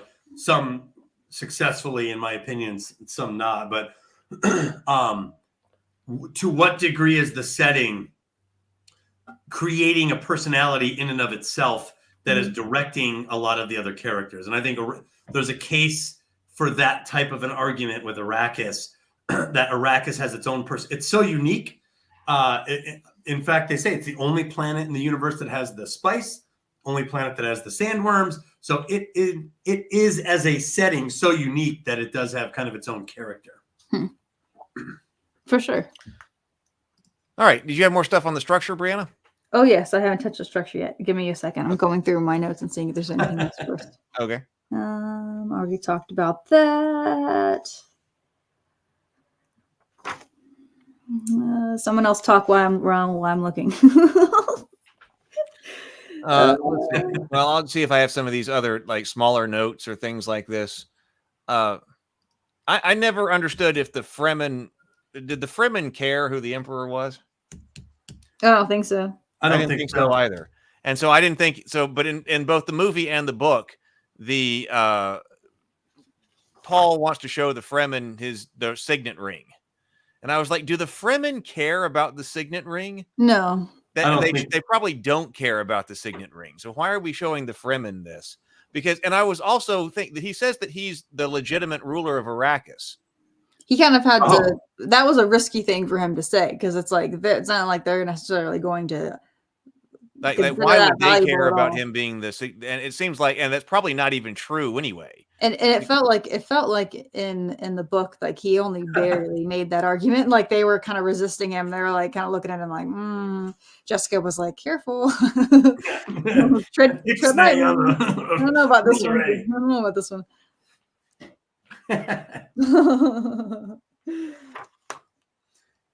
I have a small thing. Well, maybe what he was trying to say is you guys believe in me as the Lisan al-Gaib.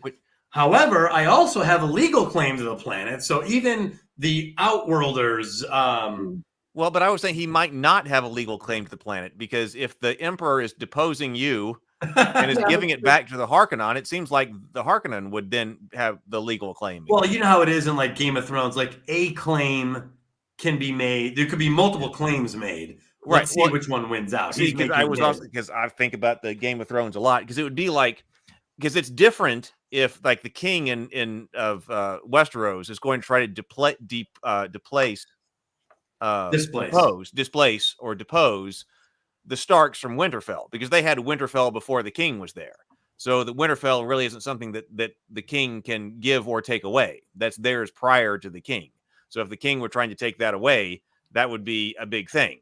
But the Emperor seems to be able to hand out Caladan, and the relationship between, I thought, Caladan and the Atreides was similar to the Starks in Winterfell. Maybe that's what I picked up. It wasn't said, but I kind of picked that up. But then that would make the relationship between the Atreides and Arrakis very different, because that was clearly granted to you by the Emperor, so it could be taken away by the Emperor. Good point. So I was confused about that legal situation. That may not have been something he was saying that was true per se, but that he was thinking it would be an effective tool in the moment. Well, I wasn't understanding why he would think it would be an effective tool in the moment if the Fremen really don't care about the legal position of the planet to the Emperor, which they might. I guess it would be that in combination with other things. Here's all the reasons to follow me. Boom, boom, boom, boom, boom. I have a minor comment, but it is so there are basically two things. I loved the first movie. There are only two things that especially the first time I watched it, that weren't quite right for me. One was that it drags a little bit, and that it really is a minor complaint for me. For some people that's a big thing. I love that movie. I'm mesmerized by it. Which movie? Part one. I'm okay with it. I'm okay with the fact that it's slow. But it felt kind of odd structurally a little bit to me, and I think that it was unavoidable. I think it was just an element of having to, adapting the book, that part of the book to the movie was difficult. That was one thing that wasn't my favorite. And also, the first time I saw it, I thought it was just so serious.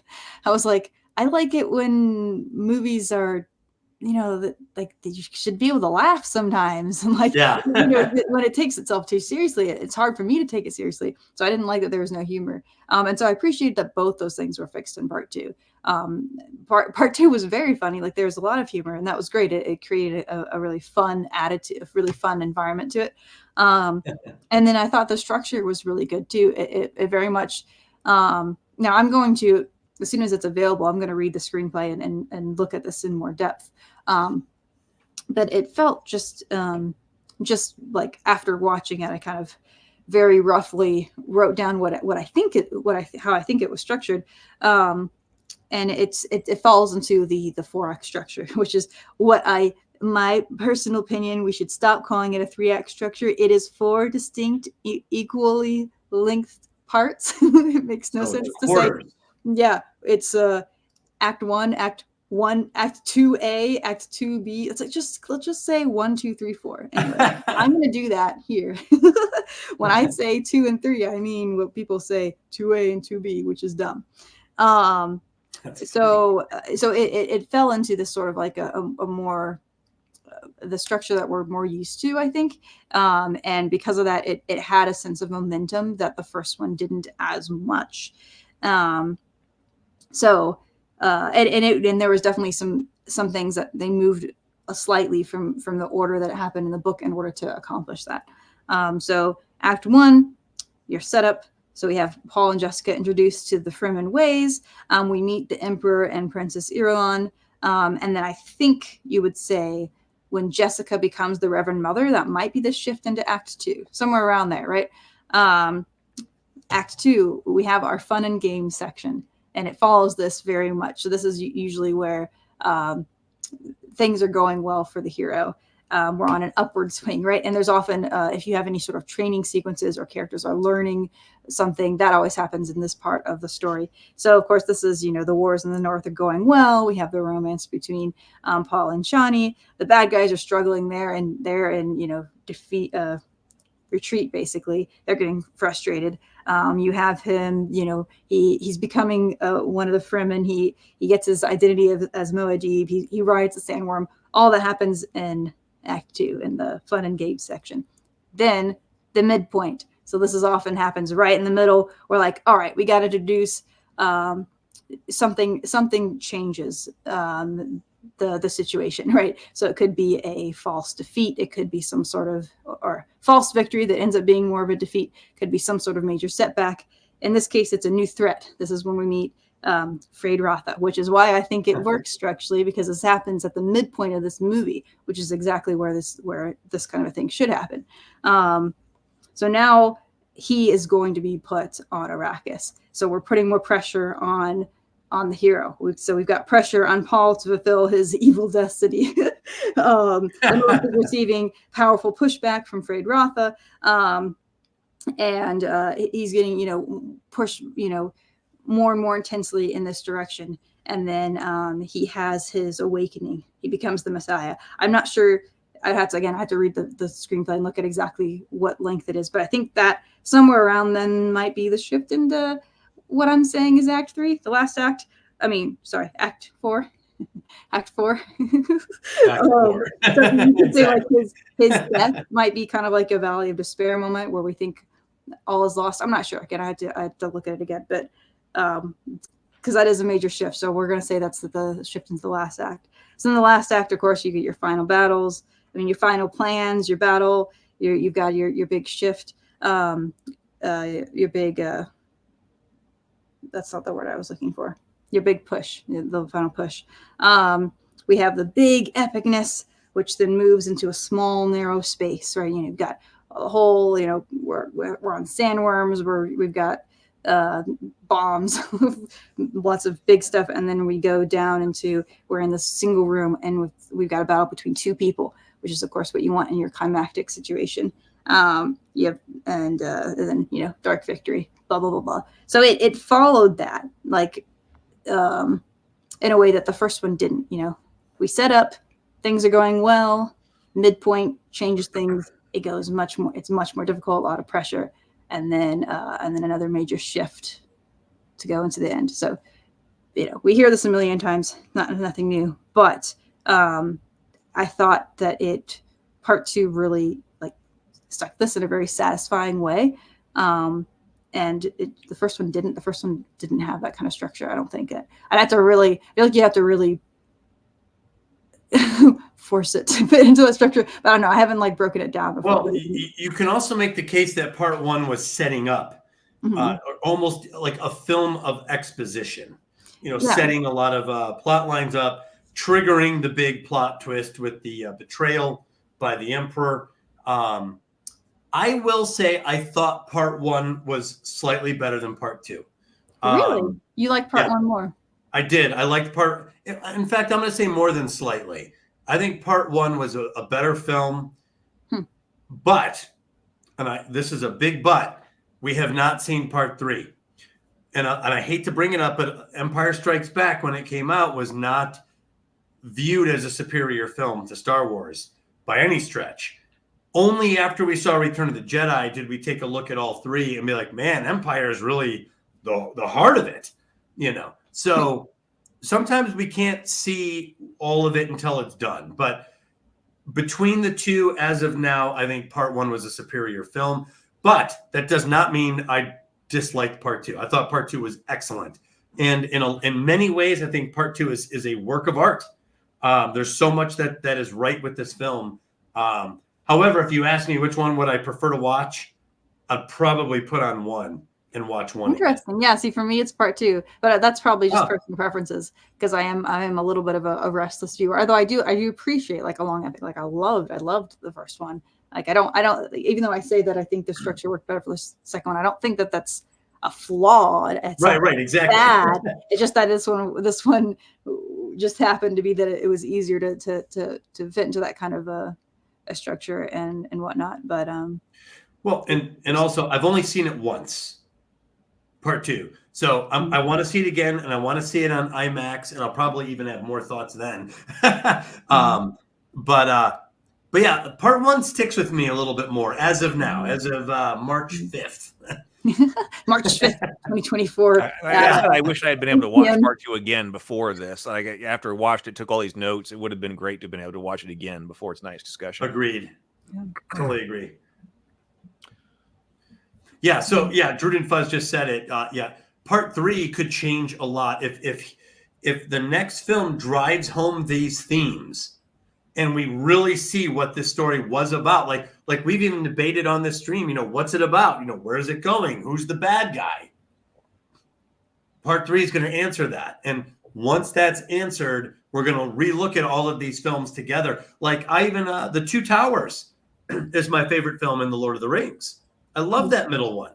I don't think I thought that right after seeing it, but now that's my favorite. So sometimes I think a really well thought out trilogy, that middle story could really pop because it has all the seeds of the conflict to be resolved. And he is going off script. He's changing a lot. Say that again. He is changing some plot elements from the story. So yes, I can't say with certainty how it's going to end. All right. Did you have more on story structure, Brianna? I did not. I will turn it over to you.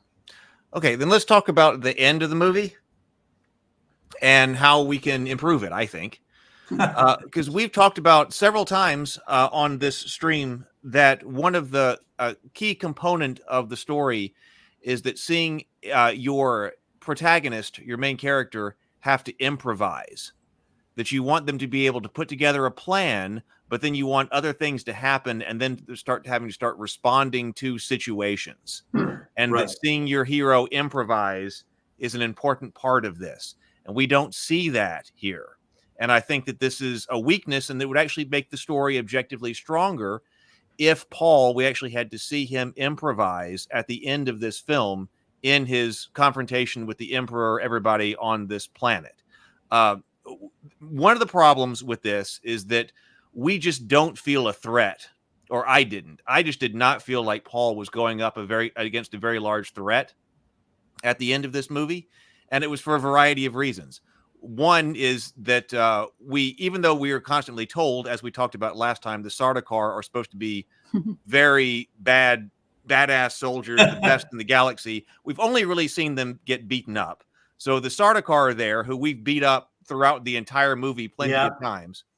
The Harkonnen, are there. The Baron and his troops are there. But basically, a whole theme of most of these two movies has been their incompetence.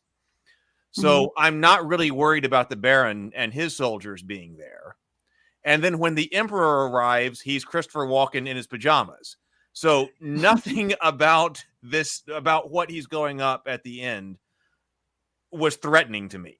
So that was a problem. So I wanted to see that he was going to have to conquer some, you measure the strength of your protagonist versus the strength of your bad guys. And we just didn't have very threatening bad guys sitting there in this city for him to come. I agree with that. That's a very deep level critique. So we need to fix that. And I'm going to tell you how to fix that. So one of the reasons, let's go ahead and fix this with the Sardaukar. You can fix this by reversing the Sardaukar's role in the final battle and the attack on the Atreides. Okay, we had said that I did not buy the role of the Doctor. The treason that he was the Sook. I know Sable posted an extensive comment on that, but he was overlooked because he's supposed to have all this training, will never betray, but you just had to capture his wife and torture her, and then he was doing. So I wasn't buying that. So here's what I think you do. First of all, you establish the Atreides as extremely competent, which overall I think that they were, but you want the Atreides to be really top notch. But then the only people who could possibly infiltrate the Atreides need to be the Sardaukar special forces, like the Sardaukar espionage team or something like that. So instead of saying we got this situation, because at the moment you need sappers. I'm sorry, sapper. Those military engineers, the sappers. Well, it could be that, but they could also be like the cybersecurity forces or something like that are going to bring down the shields or whatever. They've infiltrated the situation. They're your elite special forces. They're going to be able to take this down. Because right now we got the Atreides in that initial battle, and they seem highly competent, but then they're swarmed by the Sardaukar win that one, but they're swarmed by 4 legions of Sardaukar and all of the Harkonnen forces. And then later the Baron says that military military operation was so expensive that it's going to take the profits of Arrakis, the most profitable planet in the galaxy, 80 years of the profits to fund that battle. So you really don't feel like all that bad for the Atreides, because you're like, well, gee, yeah, if all of a sudden, I'm, Singapore, and I'm attacked by a military force that was so expensive that it took 80 years of the entire GDP of planet Earth to bring against me, and I lost, you'd be like, yeah, you lost. It's a Pyrrhic victory. You couldn't really be expected to fight that off. So don't do that. Have the Sardaukar special forces have infiltrated the Atreides. That's why it can be a secret. That the Harkonnen are coming in, but the Emperor has allowed the Sardaukar SEAL unit to be part of this. Then have the mystery being them to find out, oh my God, there were Sardaukar here. That way, the Atreides are taken out by a very small number of Sardaukar, and it makes them very threatening, because then you see highly capable Atreides get massacred by the Harkonnen and a very small number of Sardaukar. Then you do all of the stuff when I was talking about let's double down, let's triple down, let's show all of the montages about how disruptive to everything that Paul is going to be.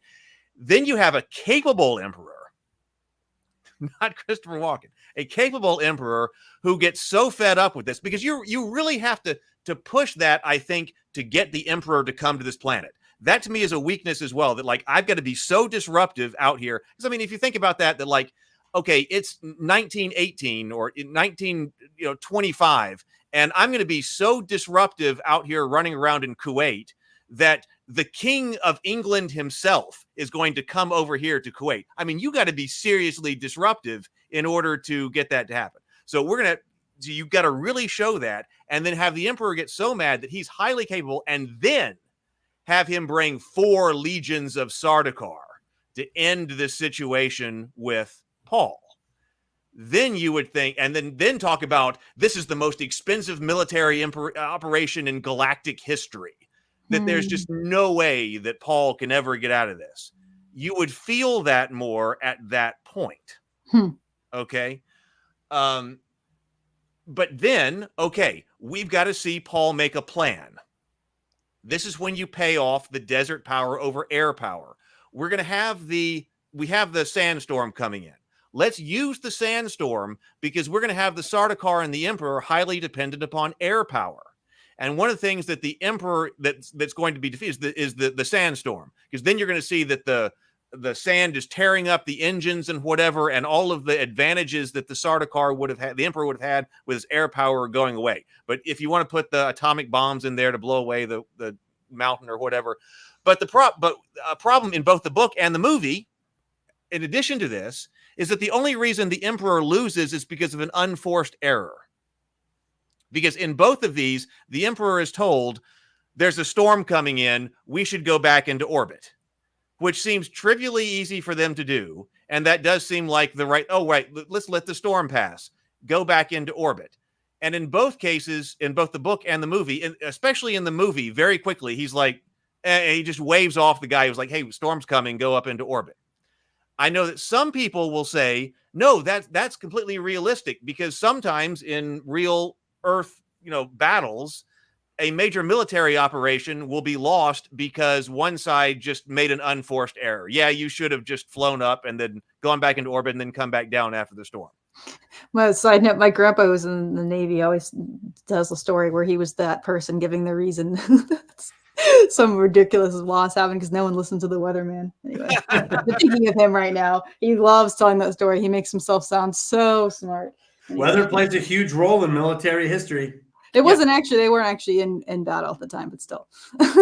But instead of having that be an unforced error on the emperor's part, make that have to be something that Paul did. We're here at the part of the story where the main character needs to be agentive in bringing the story to a conclusion.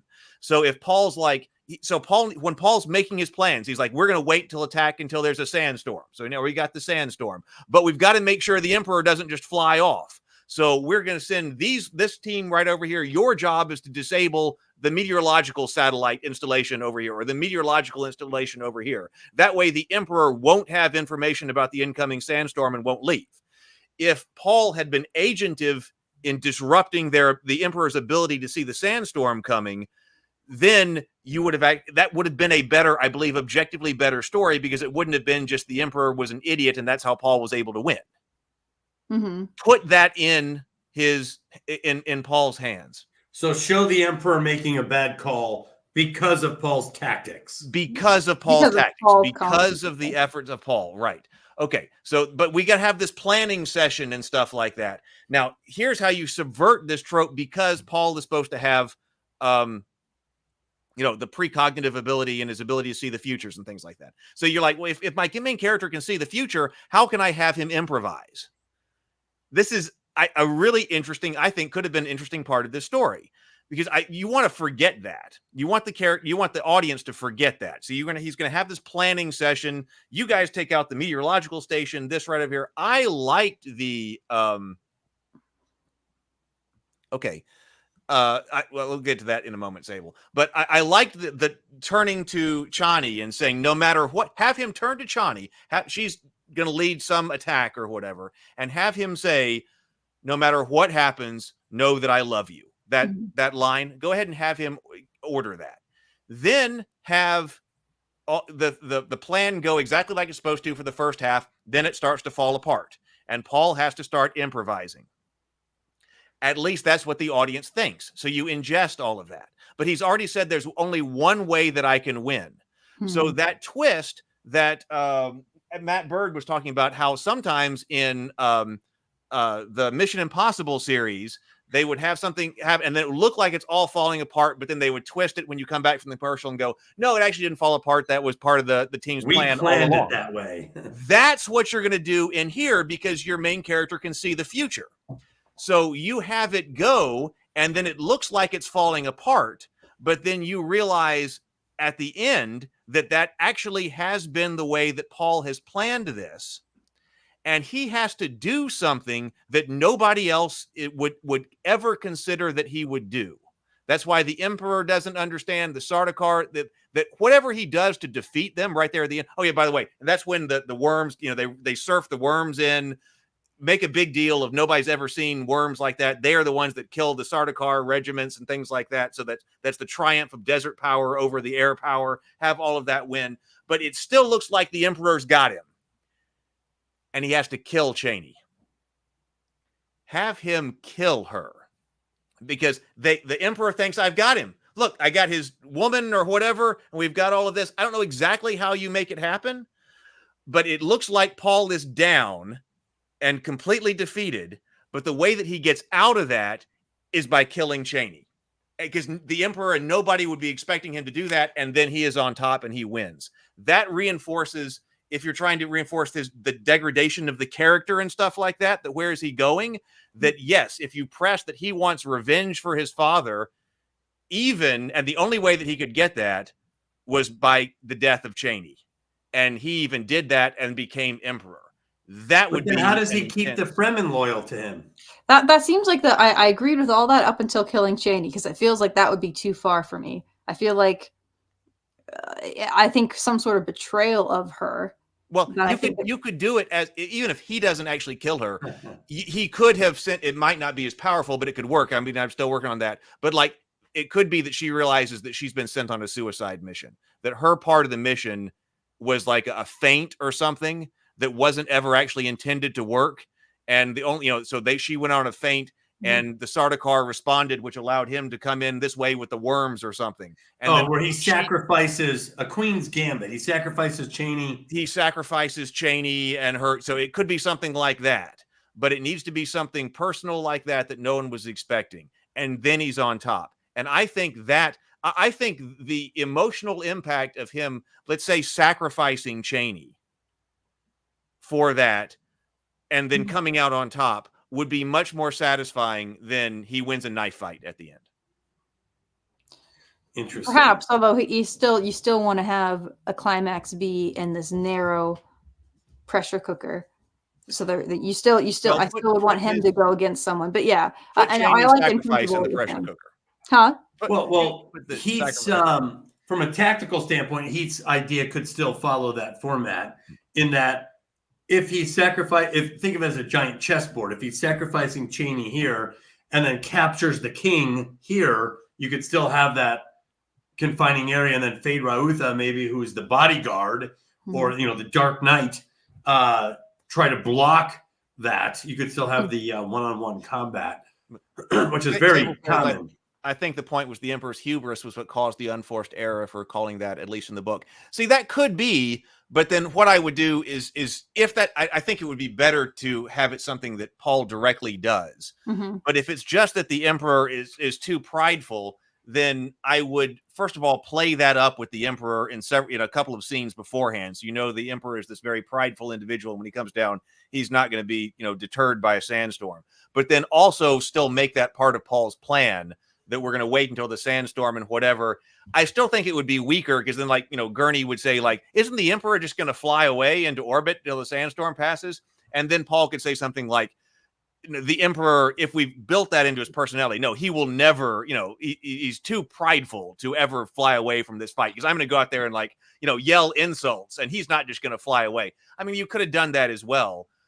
Maybe that's weaker, but if that's it, then we need to hit that harder. Well, I really think they needed to do up the costume to the Emperor. He needed to look over the Let's top. bring it back to the superficial.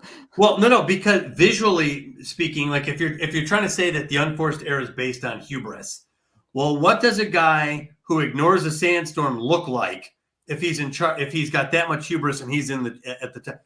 I also just feel like hubris extravagantly dressed. I mean, over the top, power based.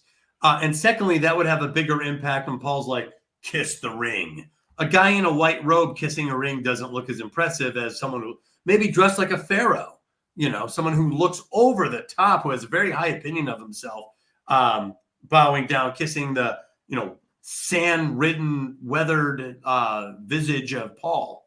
I would have rather brought that more into some of the themes of the story instead of his hubris. Like if this is a story about the power of the human mind and its weaknesses, like something about, I don't know what the answer is, but I feel like it would have to be I would prefer it to be something like that rather than the emperor's hubris, since I don't think that's really one of the things that the story's about. I think you're right. The book. Yeah. So I would put it He more makes, on. he makes an error. The emperor makes an error of judgment related to the human mind. I don't know what that would look like. And then, but then because we have our superpower, super brainy human over here that can see the future, he's the one that wins over him. So yeah, those are really cool ideas, Heath. Well, thank you. And apparently, I actually pronounced something correctly, so that I frequently don't and say. Oh, really? On it. Well, and I was going to say to Heath's point, one simple thing I would do to make the Sardaukar more dangerous. One of the opening scenes in Dune Part 2 is the Fremen surrounding and offing a whole bunch of Sardaukar. I would flip the script on that. I would show the Sardaukar ambushing and killing a bunch of Fremen successfully, and the Fremen having to retreat from that. Were those Harkonnen soldiers though, right? Oh yeah, those were Harkonnen. Yeah. But still, even that. You're right. Even then, we need to make them a bit more threatening too. Yeah, they were not threatening at all. And you're right. The Sardaukar in both films were not threatening. I thought the most threatening the Sardaukar looked were in Part 1 when they were doing the ritual where they were bleeding the guys out. That was scary. Yeah, move that scene to right before the Emperor arrives. Yeah, totally. And that's what they're doing to get ready to go and take out Paul. Yeah. After your special forces incursion is successful. Yeah. So yeah, I think you need to show the bad guys being successful. Yes. By force. And in fact, one of my rules when I wrote it down is the bad guys never lose. You want a bad guy? Look at Darth Vader in Star Wars. He bats 1,000. Maybe you slip away, maybe you escape him, but he bats 1,000 when it comes to force. The guy captures the ship. He kills everyone on board. He comes down to the planet. He kills the parents. Darth Vader never loses a fight until the last fight in the story. And I feel like modern films sometimes flip the script where the hero never loses. And it's like, well, that's less interesting. They're almost behaving like a villain if they never lose. But on the flip side, but on the flip side, when the bad guys always lose, you almost start to sympathize with them. I'm not saying I did, but your brain is conditioned to sympathize with the underdogs. So if the good guys are always winning, it's just harder to get to feel like they're really threatened. Or just to be engaged in the story at that point. Right. So anyway, I do agree that Heath has a great point on the level of threat that the individual soldier presents by the Emperor or House Harkonnen. I thought House Harkonnen was very intimidating in the first film, and the Sardaukar were kind of okay. In this film, I didn't feel that they were very threatening at all. I feel like they really focused on Paul, the Messiah complex that he was kind of falling into.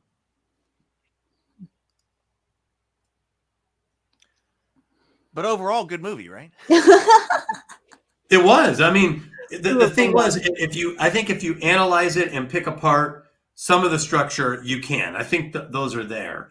But there's also a reason why Dune works. Right. And I think as storytellers, it's important to know what it is that's working, because that's going to teach you some major lessons on what's going to make your stories last. Because something's overriding the logic problems. So there's something more powerful than the logic problems that we're uncovering. Not to discount the logic problems, but there's something else at work. Maybe we could wrap up there. We should, because we talked about some things that we think some elements of why it's working, but maybe we should talk more about that. I don't actually have notes on that, but Well, let's hear them. I would love to hear them. no, I said I don't, but I feel like maybe that's where we should go. Well, believe it or not, I do think we've touched on it. I think that there's an archetypal power to Dune. There's fusions of different types of archetypal elements that seem to work. I know when I sit in my reading chair and I'm reading Dune, it is very cerebral. There's a certain like conscious entity that you're like moving through, and you've got these different schools of human consciousness that are at work, and you're reading these characters and they're playing things out. And then, when you stop and think about it, you can be like, well, doesn't Caladan have billions of people they could call upon? I actually never got to that point because I was so engrossed in the archetypal story being told that I went right along with it. And all I could say is I'm not surprised that Dune has held up over time because of the power of what it does to your imagination. Mm-hmm. Mm-hmm. And there's something about the characters too, about the relationships between them, I suppose. I don't think that the characters are necessarily the strongest characters I've ever read, but they're interesting. And I'm always wanting to know what they're going to do, especially the main characters, especially Jessica and Paul in the book. And then Chani is, of course, became more interesting in the movies.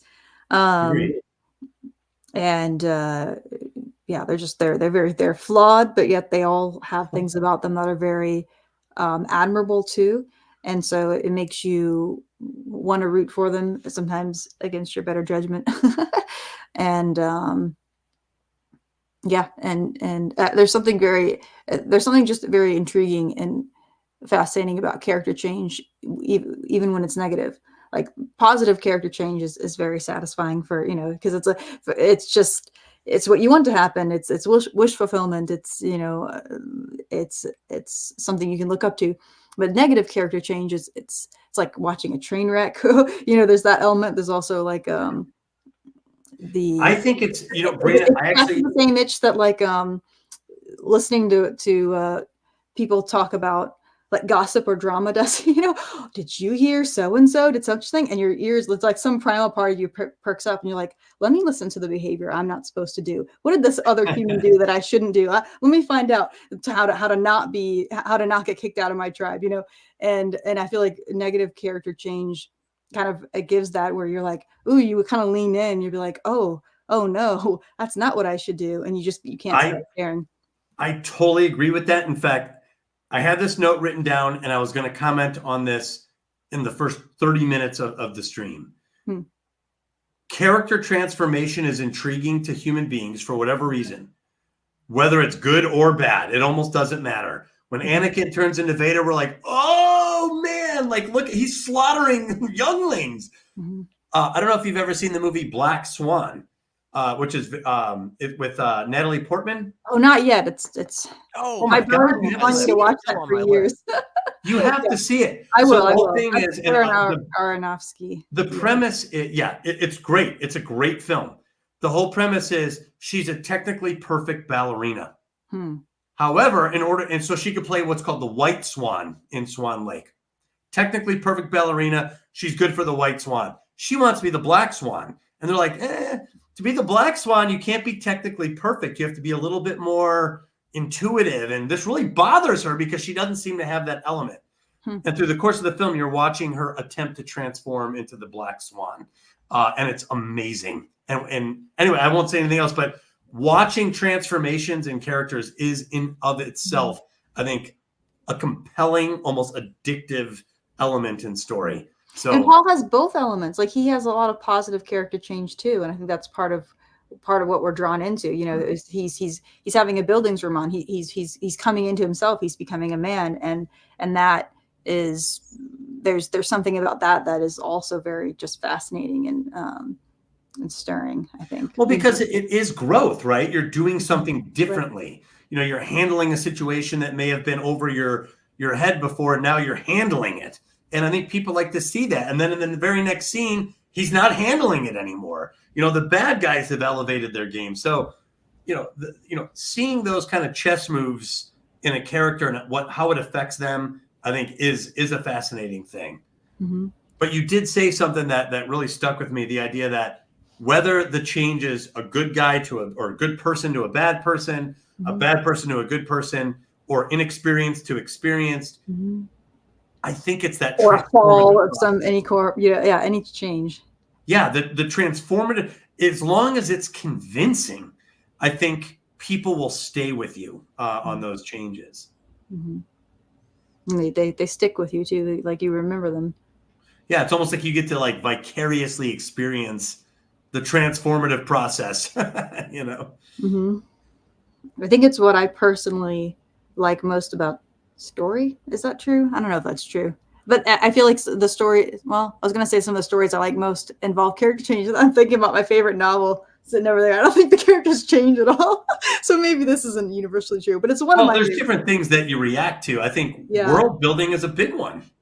That's true. This one has big world Dune, and Sable says it's literary LSD.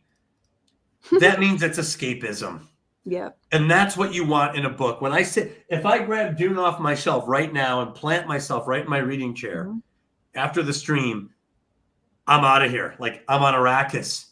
I'm in this hopeless, barren world that's loaded with the most valuable, sparkling resource that tastes like cinnamon. And like you're out of here. You're transported. And that has value. You know, if you could transport somebody like that and get them immersed in a fantasy world, then you've won as a writer. Yeah. Yeah, and that's on the element of what kinds of details to the world are in there. I was saying earlier that you want to have just what's necessary for the story. I guess that's not true. I guess there's also an element of you're having elements of the world that immerse you and that help create that what's the word I'm looking for? Like it transports you somewhere else. Well, but also spontaneity, because if everything's perfectly functional all the time, I think sometimes that might not work. Almost like the technically perfect ballerina. You know, it's technically perfect, but it's missing something, right? You need that spontaneity. There's times when I'm writing where a character, like something will pop up in my head and the character does something. I'm like, I'm going to leave that in there. And what's weird is in writing courses, writing classes or writing circles, those weird random moments that you didn't really conceive, but it came up from you, are the ones that I like when she did this. And I'm like, unbelievable. It's always those random moments that people respond to. It's so bizarre. I think I first had that experience when I was a kid. I was like 12 or something. And I was in it was one of my first times like sharing writing with strangers. I was doing this camp, this like creativity summer camp thing. It was the first time I ever used Photoshop, did like videography. And I think that was how I was introduced to screenwriting and stuff. I was very much a kid, but I remember I was writing this historical fiction thing at the time. And it was very much like I was drawing from a intuitive place. And I think there was a romance. That's right. There was a romance in there. And I remember all these other like 12-year-olds were like really reacting to these elements that I hadn't thought through, but I just sort of felt through. I remember that being a very like informative thing that I took with me forever after that. I was like, if it feels right to me, it's probably going to feel right to other people. There's a lot of truth to that. Listen to those things that feel right. We're just like, I just like this. I can't describe why I like this, but it's making me have an emotion. What do you know? It makes other people have an emotion too. It's true. That's amazing. And then I think if you're trying to put it into a long story form, you have to do the work that Heath is pointing out that some of these writers might be missing. You have to make it work, because I think if you could do both, that's the random, chaotic creativity, right? Well, that's the hard thing. We're also analyzing this with a lot of additional analytical brain power that they didn't have when this was written. And a lot more information about what kinds of things people respond to and things like that. So there's a difference, because I mean, we can do the same thing with Lord of the Rings. I want to get into Lord of the Rings and Tolkien and stuff like that as well. But when we're talking about, okay, does he need to do his the improvisation with his plan? These things that we're talking about that we realize now are great elements. And what is it that are really important elements and probably would make it better, but the analytical power wasn't there at that time. That may not have been part of the conversation, is that what you're saying? Yeah. Well, also a lot of this stuff is evolutionary. Like, for example, when I was reading on Alien, they were talking about what 2001: A Space Odyssey did for science fiction. And I remember when I was a kid and I first saw 2001, I was like, this is so boring. What? Breakthrough movie? What? Right. Yeah. Like, this is a guy running for like 3 minutes. Like, stop. I hated it. Now I can go back. I love hearing someone else that hates 2001: Space Odyssey. But that's why I can appreciate it now. It's important to study these things in their context, which we've often tried to do, Doug. Yeah. Like, if we were just doing an analysis of the book, we could still, I would still point out things that would be done differently today. And like what we probably would have made this, but we would still really spend probably a lot more time talking about the historical context and the setup, like we've often done here, what is, and all the things this has come from.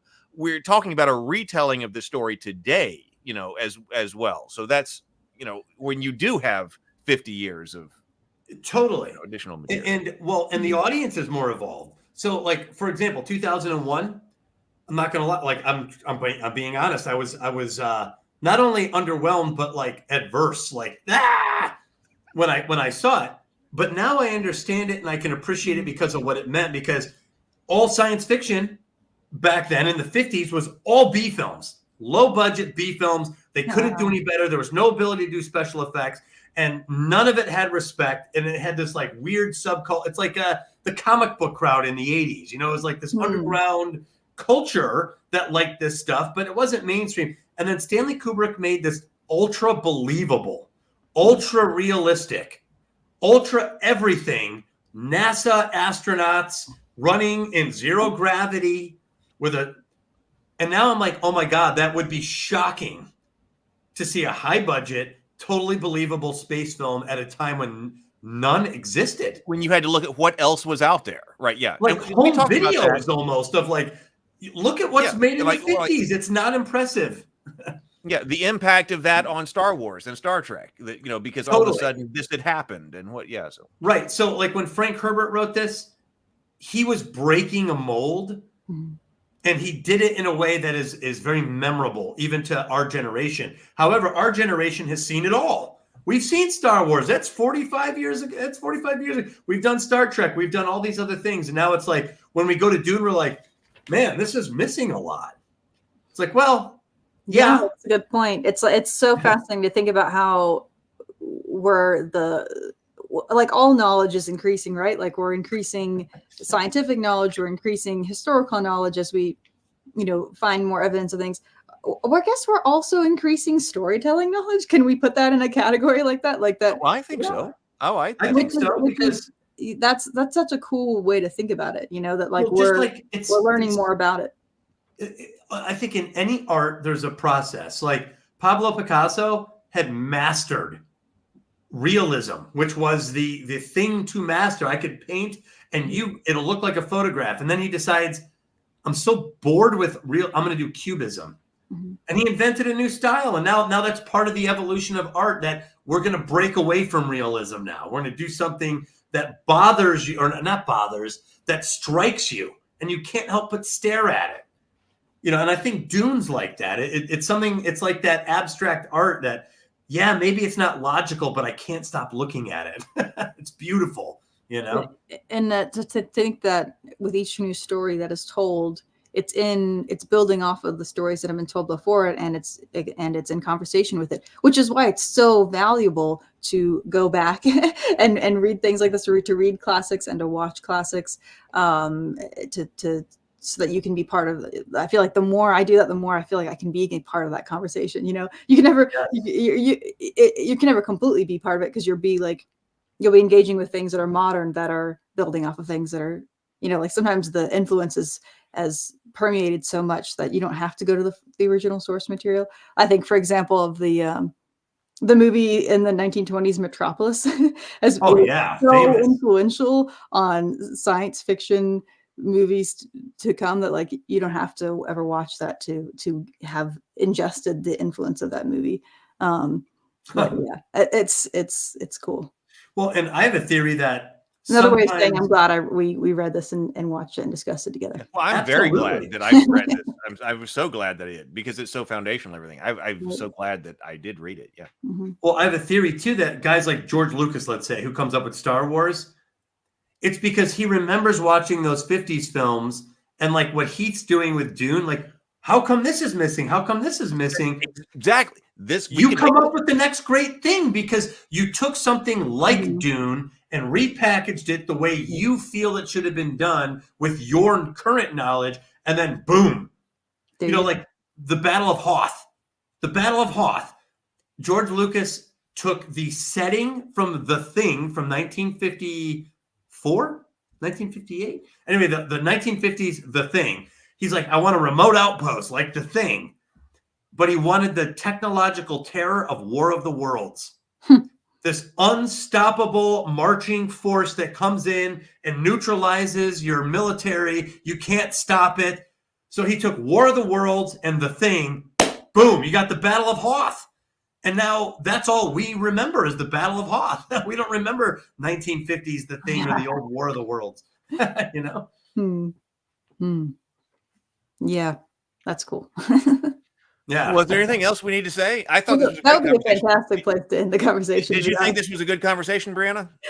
Yes, I'm very happy with this conversation. Okay. Yes. Excellent. I hope everybody else is in the comments as well. If you haven't liked the stream and you're here, please do like the stream. That would be very helpful to all of us to push this out. And so, of course, subscribe if you haven't already. But it's been fantastic to have everybody. Especially thank you to Sable for all the super chats. Thank you so much for Sable. But thank you to everybody for being here tonight. I had great comments in the chat. Yes, and thank you, Brianna and Doug, for being here. So Doug and I will be talking about Alien on next Tuesday. So talk about more classic sci-fi. Classic sci-fi. So and Roz Morris is going to be here on Thursday. So we'll be talking to Roz Morris, who is the person who created the phrase "squeeze the lemon," which I've used here. So she's the one who created that. So Roz Morris, she's the author of the Nail Your Novel series of works, and she is a ghostwriter who's written a stack of books that have all sold over 500,000 copies, but we have no idea what they are because she made her living as a ghostwriter. So we're going to talk to her about that. So that'll be on Thursday. So good night, everybody. Thank you so much. Good night, everybody.